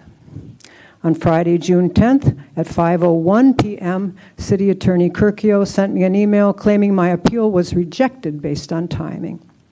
Some crazy facts we learned along the way: an STR inspection happens on one date, a permit is issued on another date. The date of an issued permit can be uploaded publicly to the city website on yet an even later date. And the date published on the permit issued date on the website is actually the date of the inspection and not the date of the issuance of a permit. It can make your head spin. What date does matter for an appeal? Maybe it's the date the first runners appear outside your bedroom window. But here's the thing. We'll have the opportunity to debate that process at ZBA, because the ZBA is where an appeal rightfully goes, immediately from the filing window directly to the calendar date to be judged on its merits. Not in between, parsed by Ms. Hosier or Attorney Curcio. ZBA will consider it all by the relevant provisions of the ordinance, quote unquote, so says the South Haven Ordinance, Section 2204. In support, the MSU extension document, quote, elected officials dealing with constituent complaints on planning and zoning issues, quote, zoning is characterized with 3 general divisions of authority: administrative, legislative, and quasi-judicial. The quasi-judicial is the community's ZBA. This is the body that hears variance requests and appeals of administrative decisions, so that no one person has the ultimate say. Any decision of the zoning administrator can be appealed to the ZBA. Dang if that doesn't make sense, y'all. Common sense tells us that administration should not be able to block an appeal that questions their own actions.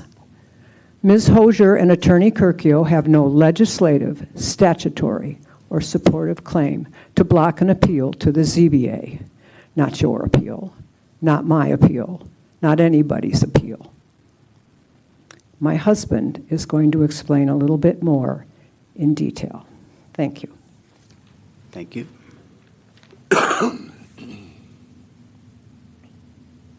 Robert Crepades, 404 North Shore Drive. Our own zoning ordinance gives a resident an absolute right to appeal and vests the ZBA with the sole discretion on procedures and standards, intents and purposes of the ordinance interpretation and outcome, and, quote, all other relevant provisions of the ordinance, unquote. The ZBA's power is further clarified that the power to review an appeal rests solely in the ZBA, not the city manager, city attorney, or even the city council. Quote, South Haven Section 2204, Appeals, Interpretations, and Variances. Subject to the provisions of Section 205, the board, after public hearing, shall have the power to decide applications for appeal, interpretations, and variances filed hereafter as provided. 1, where it is alleged by the appellant that there is an error or misrepresentation in any order, requirement, decision, grant, or refusal made by the zoning administrator or other administrative office in carrying out or enforcement of the provisions of this ordinance. Then an appeal or request for ordinance interpretation shall be filed with the ZBA on forms established for that purpose. In deciding a request for ordinance interpretation, the board shall ensure that its interpretation is consistent with the intent and purpose of the ordinance, the article in which the language in question is contained, and all other relevant provisions of the ordinance, unquote. The Michigan Zoning Enabling Action, from which the South Haven zoning ordinance has authority to be created and by which it must be read, concurs even more definitive. Quote, this is 1125.3604 Zoning Board of Appeals Procedures. Section 6045. If the Zoning Board of Appeals receives a written request seeking an interpretation of the zoning ordinance or an appeal of an administrative decision, the Zoning Board of Appeals shall conduct a public hearing on the request. The Zoning Board of Appeals may reverse or affirm wholly or partly or modify the order, requirement, decision, or determination, and may issue or direct the issuance of a permit, unquote. Clear as can be. An appeal is made, then goes to the ZBA to hear and adjudicate. It is not permitted to be stalled in between. In light of South Haven Section 2204, there should be no doubt that the city attorney, at the direction of the city manager, cannot step in to block an appeal. Common sense tells us that administration should not be able to block an appeal that questions their own actions. In the meantime, according to the guidelines set out by the Michigan Zoning Enabling Act, the action being appealed, specifically the STR licenses at these properties, must stop immediately. Quote, this is from 1125.3604 Zoning Board of Appeals and Procedures, Section 6043. An appeal to the Zoning Board of Appeals stays all proceedings in furtherance of the action appealed, unquote. We have submitted 2 appeals to be sent forward. We expect them to be sent without delay for the July meeting. For each, we have supplied 8 bound copies with researched arguments and $300 each. Each supports ZBA's interpretations of zoning ordinance that residents, STR owners, city council, and staff should welcome. This is a moment custom-made for your priority number 2 of the city council, zoning ordinance interpretation, STR inspection and clarification, and the rights of all stakeholders. Send our applications to the July meeting of the ZBA and let them do their work. Thank you for your comments. Kate, do you want to? Well, I have Attorney Curcio here because we've been looking at these. And Nick, do you want to kind of help me explain what's going on here from our perspective? Sure, and we have responded in writing to the individuals who submitted the application and just spoke. The city zoning ordinance establishes a 21-day deadline from the date a decision is made for when it can be appealed. staff carefully reviewed these applications to see exactly what was being appealed and determined that it was the decision to allow these properties to become short-term rentals. That decision was made when the short-term rental permit was issued for the first of the 3 residences. And because the other houses, the only reason they weren't issued on the same date was because of inspection issues. The decision that this property as a whole satisfied the zoning ordinance requirements for parking for short-term rentals was made at the very latest, let me look, May 9, 2022, arguably was made in April 2022 in a site visit that staff made to the property. And the application came in, I think, over 30 days after that later date and didn't comply with the 21-day deadline. So staff is not blocking the appeal. It's simply applying the 21-day deadline that's intended to protect property owners to when they receive zoning approvals to be able to take comfort in the finality of those approvals. So that's staff's position on this issue. The ordinance wasn't rejected on its merits, was just rejected because it was untimely under the provisions of the ordinance. Any questions in this group? We've heard it. Go ahead. I was just going to ask, would there have been any way for anyone to have found out that decision? Was there a public notice or anything like that, such that somebody interested in trying to challenge that decision, would they have an easy way to have known that? So this specific type of decision under the terms of the zoning ordinance doesn't require a public notice, doesn't require being sent to planning commission. It's simply an administrative decision by the zoning administrator. That being said, the city does upload short-term rental permits onto BSNA. I don't totally know the inner workings of that process. I understand it might not be immediate in all cases, but at some point those permits are reflected in public records on the city's tax assessment website. Yeah, to add, we upload quite frequently, but the new staff members coming in have been very delayed trying to make sure to get through a lot of paperwork. And we've also had some issues with BSNA, but I can tell you that we are trying to get caught up. There have been a lot of inspections that have had to be done. It's one person in the office. They're trying to get through everything and upload them. So as Nick said, there's not a mechanism to send out a public notice, but we are trying to be very diligent about getting everything uploaded to BSNA. One thing I can say is that under Michigan law, what's called a third-party zoning appeal is very unusual and is pretty tightly legally restricted. For the most part, zoning appeals are brought by the affected property owner, who obviously has notice of the proceeding. Michigan law does allow what's called an aggrieved party to file an appeal from a zoning decision. That standard has been interpreted very strictly to basically just mean immediate neighbors. And then there's also timing deadlines that potentially become an issue, as they did here. And the courts have said that knowledge that a decision is made is not relevant to when those appeal deadlines start running. So I think it's fair to say under Michigan law, these types of third-party appeals are just generally constricted and somewhat disfavored. The primary purpose, or at least how they most commonly arise, is a direct appeal by the affected property owner himself or herself. I think you had a question, Wendy.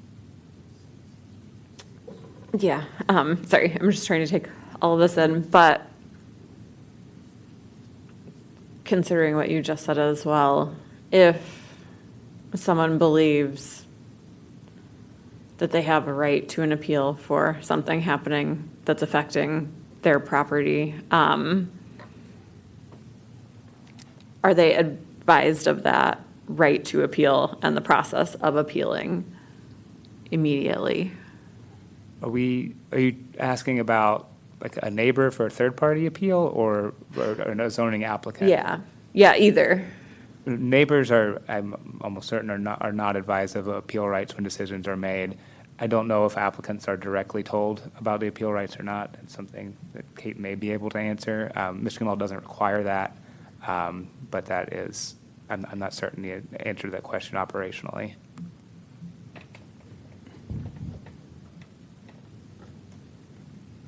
I have been at planning commission meetings where the planning commission has denied an application and suggested an appeal to the ZBA, but, I don't know if that's something they necessarily do in every case.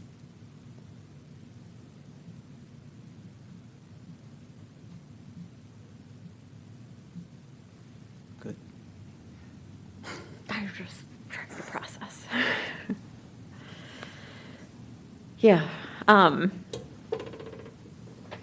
I don't know. I feel like I personally would like for there to be some recourse for if somebody sees something happening in South Haven and they think it's not right, even if it's not their specific property, to be able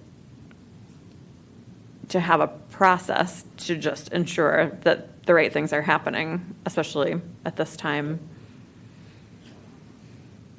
So if something is in violation of the zoning ordinance, a property owner would potentially have a public nuisance lawsuit remedy through the circuit courts.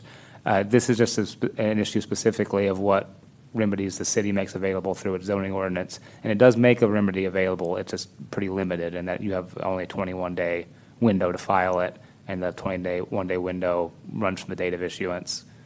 For some decisions don't require notice. A lot of decisions do require public notice. Site plans obviously have to go through the planning commission. PUD approvals and some special use approvals not only go to the planning commission, but also neighbors within 300 feet receive notice. So the zoning ordinance kind of sets up a hierarchy of decisions essentially, and how much notice is required. This one is on the issuance of SDR permit is currently on the lower end of that hierarchy, and that no notice and no public, it's just a decision made by the zoning administrator and building department staff, as opposed to something that has to go to planning commission or require mailing notices. Does that make sense? That part does make sense. We could add that to our discussion when we talk about rentals. Okay. So, all right, let's go ahead. Next.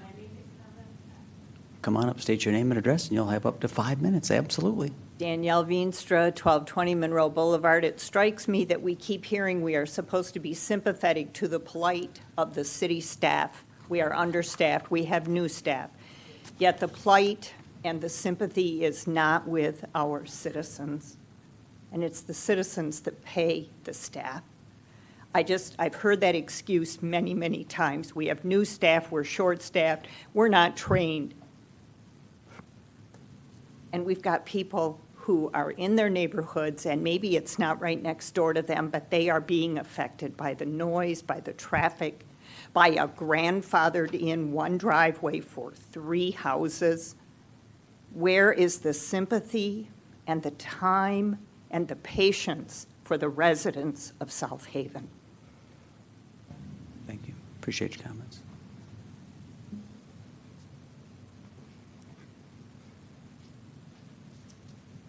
Mary Hasley, 726 North Shore Drive. I'm fairly aware of this, and I actually take exception with the representation of knowledge does not matter.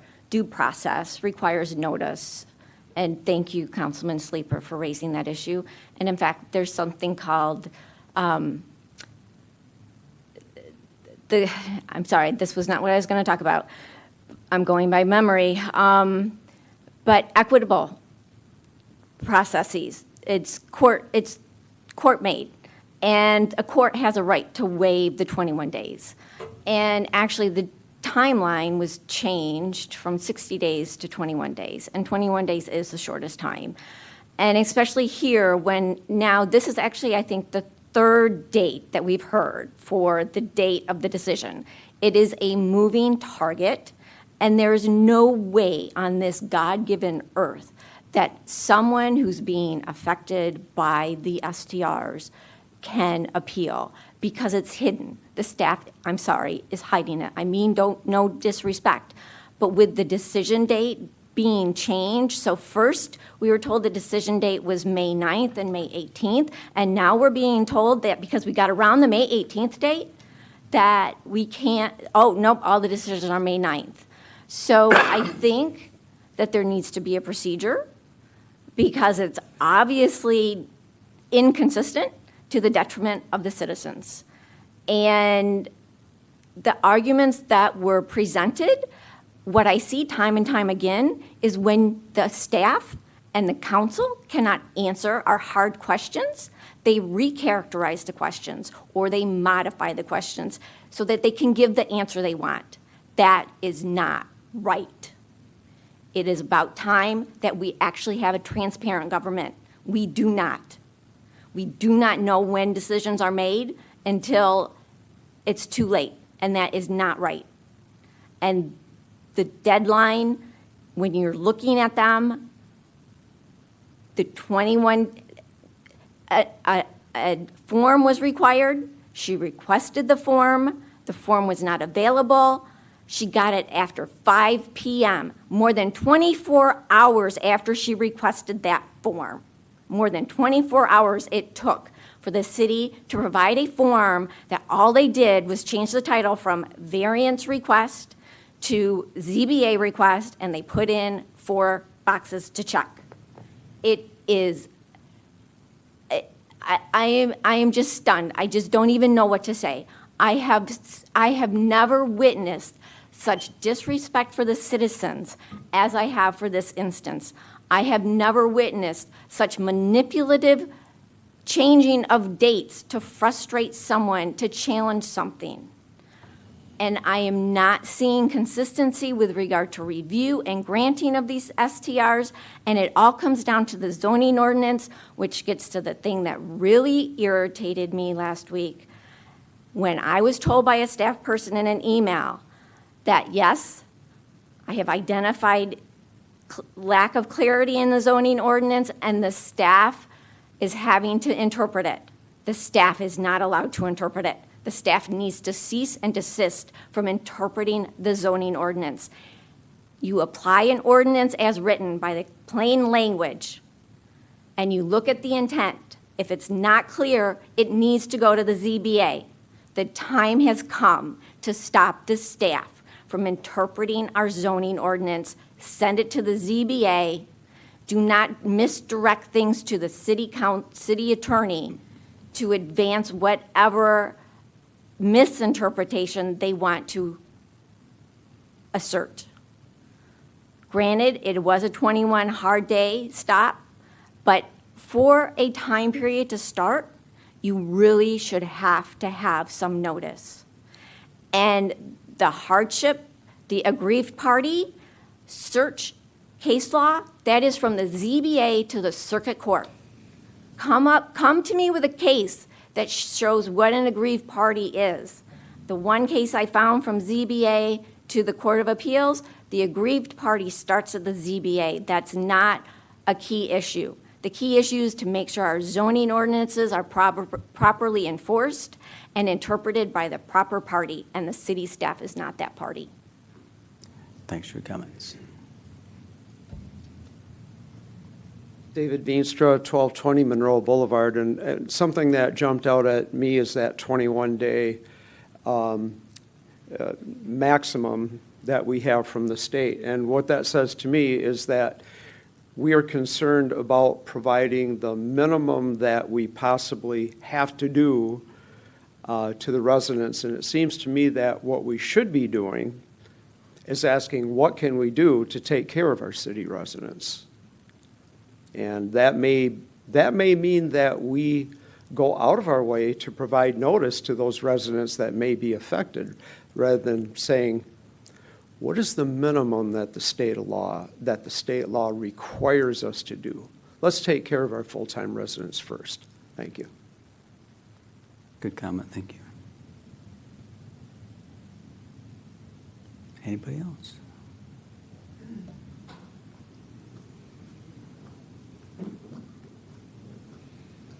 Heidi Campbell, 216 Erie.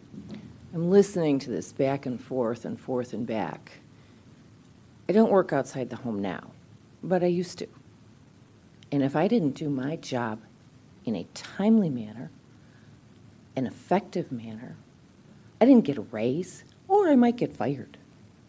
If I don't pay my bills to the city, I'm going to get dinged. But somehow the city is allowed to post a date whenever they want to.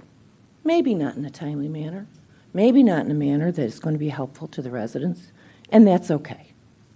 But if, as a resident, I don't pay my bills, or I don't cut my lawn, or my car is parked across the sidewalk, I'm going to get dinged. I don't understand the equity here. So I can't do anything that isn't correct, but the city staff can. I'd just like somebody to explain that to me, because I don't get it. I don't get it at all.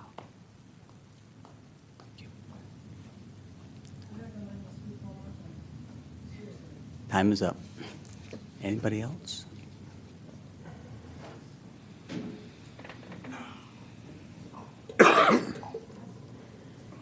Walt Placati, 559 Monroe Boulevard. Boy, there's a lot of things going on, and Mr. Mayor and Council, I feel for you all at this time. I just wanted to comment on one thing, and that is the character assassinations that are going on that you all are experiencing. I just want to let you know that we're experiencing those character assassinations too. People I'd never met in my life seem to know a lot about me, and I've never met them. So I just wanted to let you know that there are others out here who feel for what you're going through right now. And I just want to reiterate that all neighborhoods need neighbors. We just want what the residents want. And what could possibly be wrong with that? What could be wrong with listening to what the residents want? So I just want to thank you. Thanks, Paul. Appreciate it.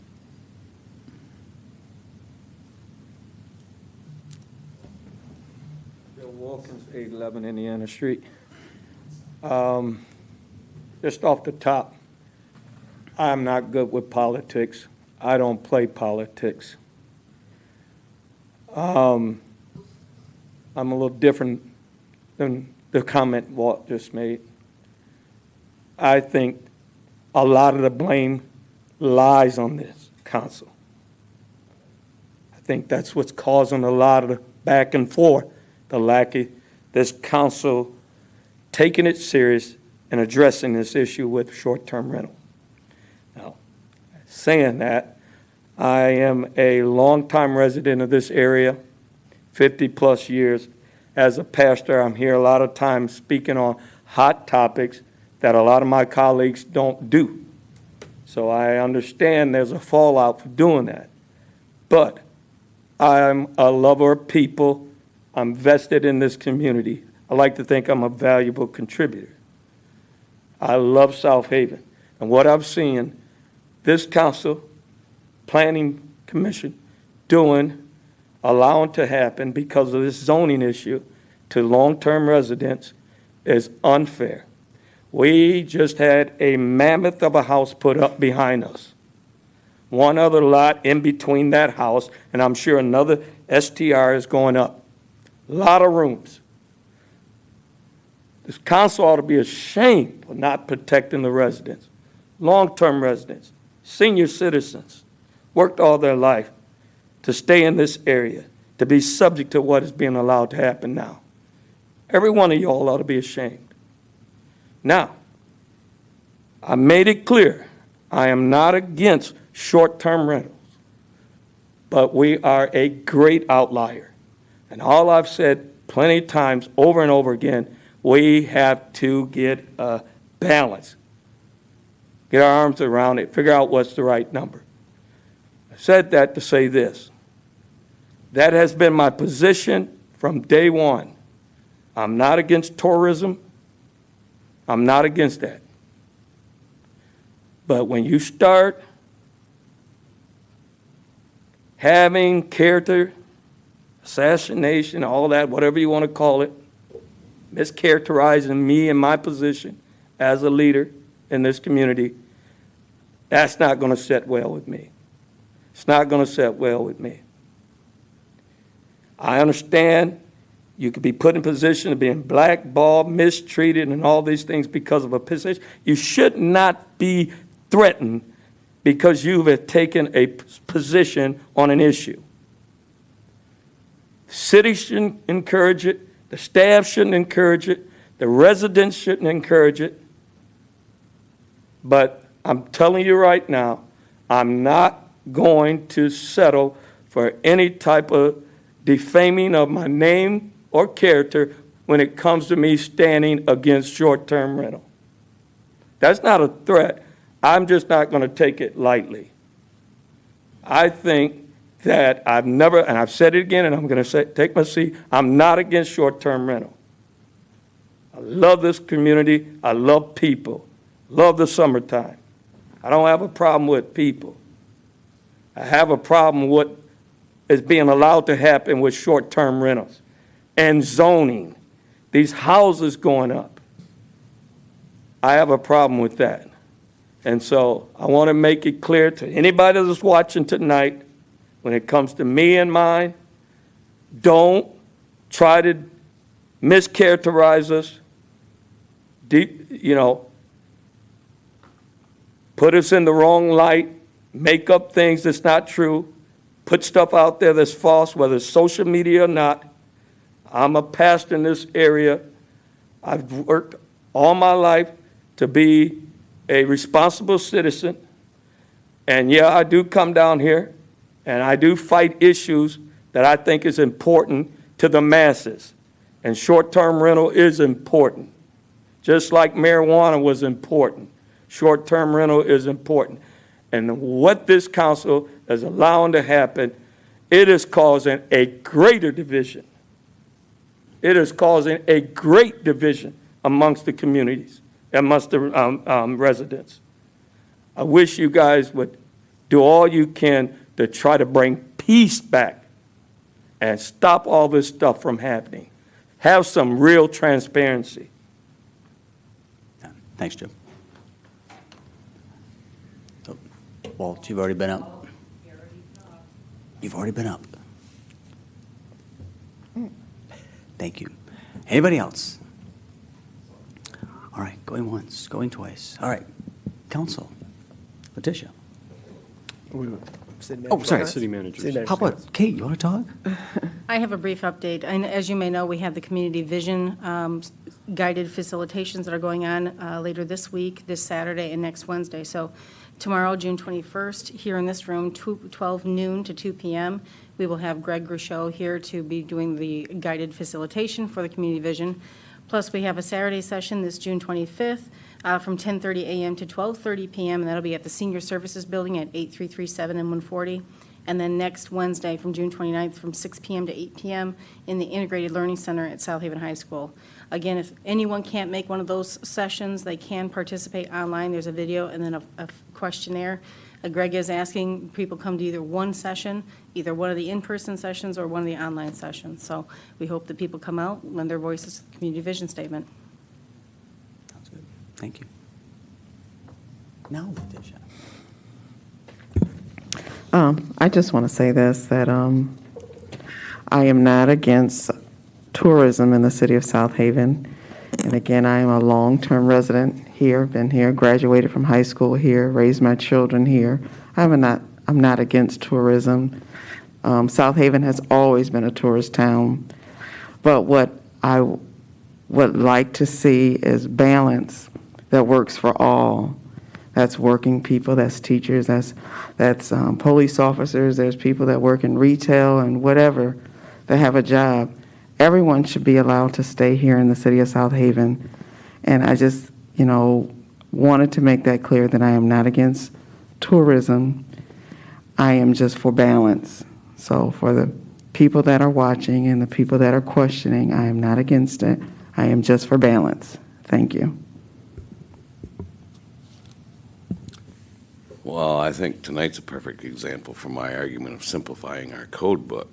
Amen to that. It's pretty complicated for anyone to read, let alone an attorney to interpret. So I'll reiterate that. Code simplification is top on my list. along with having a great discussion on the short-term rentals so that we can all hopefully find common ground. So in my opinion, it's about sitting down, and that's probably going to come soon as we get some data together. So them are my comments. Thanks. No comment for me. 1 second, please. Okay. My comments are similar to Letitia's. I've been dealing with a threat to my workplace and me personally because of my opinion about short-term rentals, which is that I would also like to find a balance. And I'm being called anti-tourism, which also I'm not. I'm very pro-tourism, and I love South Haven, and I love sharing it with anyone who wants to come to visit, whether they're coming in for the day or staying in a hotel, or of course, we do have our short-term rentals where they can stay. I just want to see South Haven thrive for years to come. I want to raise my kids here and have them be able to stay here. And if they wanted to buy a house, then maybe that would be an option for them. And not just me, but for my neighbors and everyone else who's kind of in this crossroad right now. And a lot of people can't stay here, and I don't think that's really fair. So that's where I would like to see us step back and have a discussion, and I think it can be very civil because we should all want what's best for South Haven. So yeah, I just have to go on record saying I'm not anti-tourist. And also what Steve said about simplifying our ordinances and codes, I would also like to see that. And just make sure that the process is equitable and that it really does protect our residents and the people who live here. I just feel like that's so important, and we're hearing time and again that people don't feel that that is happening right now. And it really upsets me because I think we can do more to show that we're listening and that we're on their side and that we know that the city is about our residents first and foremost. So those are my comments. George? No comments. I'd like to read how I feel right out of this document that we pay dearly with taxpayers' dollars. And so I'd like to read it because we paid for this. And it says, South Haven must become aspirational. Resources are not adequate without a drive to put them to better use and to get beyond merely doing one's job. Venturing out of the comfort zone and challenging the current way of doing things is an everyday must for a community's economic development effort to survive and flourish. The community needs to get uncomfortable with a status quo that no longer serves the community's interest. That from experts have told us to do this. That would be my suggestion. I see no reason to have resident after resident come in here and be upset over things that are going on in the city. And it just feels to me, I think it's a little bit, Letitia said, a little bit of Wendy. And I agree with Steve. These are very difficult issues, but we must address them and not keep kicking the can down the street. And we've got to listen to the residents and address these issues because they are not going to go away, and it's just festering and getting worse. So I'm hoping we can think out of the norm, as this says, and get something done. Thanks. You got it. Okay, a couple thoughts. I'll start with good. I guess I'll start with good. I'd like to congratulate, we started the evening with our King and Queen Court. Nice to have them all here. As always, a lot of great young individuals. Harbor Fest, I think, was very nice this weekend. Realized you got out and about. A lot of very good things going on. I know we've heard tonight, some issues, some concerns. On short-term rentals, every single one of us up here agreed that that was something we were going to tackle. Never been a question. So I don't like to hear when we're getting threats because we're I mean, and unfortunately, having been through this a few other times, it goes with the territory. So it'll come both ways. And having sat at these meetings before, neither side walks out very happy, but at the end of the day, we tried to strike balance. It started with concerns about noise and trash and garbage. It evolved to occupancy and size and length and duration, and it will continue to get refined. And I don't think anyone here is afraid to tackle it or get uncomfortable, step out of, kind of our box to make sure this works for the community. We work for you. So I don't think there's any question that we will be going through this. It will be a process, but we'll tackle it. On some of the procedural issues, I would say that I know we had a recent issue, and I know I guess we'll follow up on that staff report, but I do feel like with the STR process, I would like to maybe go through this group when we do this, just this whole issue of, like we heard tonight about, when is it, we don't have to issue we have to tell the neighbors you got an STR permit. Well, maybe that's something this group wants to consider. I don't think we're against that concept. Quite frankly, it's never come up that that's been an issue or concern until tonight. Or in recent email, I'm just saying. So it's not as though this has been something that we've just all been sitting up here going, maybe we could just keep this under the box. So I get concerned when I hear, we love to throw out the word transparent. It's very popular right now. There's just this group does its best to, take in information, work with residents, work with staff to try to come up with policies that work for this community. So as we will continue to do. So I just wanted to say that we will absolutely continue to listen. Don't be afraid to continue to talk to us. Suggestions, ideas. I mean, I said, I wrote down a few tonight just from things that were said. So that's how we learn, and we will continue to push for change to make things positive for the residents in this community. And as we said, I think we have codification on the to-do list. Let's get going, rentals, let's get going. And at the same time, let's also remember we've also got to figure out how we're going to attract people here. Because all those things are nice, but at the end of the day, if we aren't doing things to attract families here, you're still not going to end up with the end result. Because if you're trying to attract families, you've got to come up with things for them to do. So just lots to do. So on that note, I'll seek a motion to adjourn. Make a motion to adjourn. Second. Motion and second to adjourn. All those in favor say aye. Aye. Opposed, no. Good night, everybody.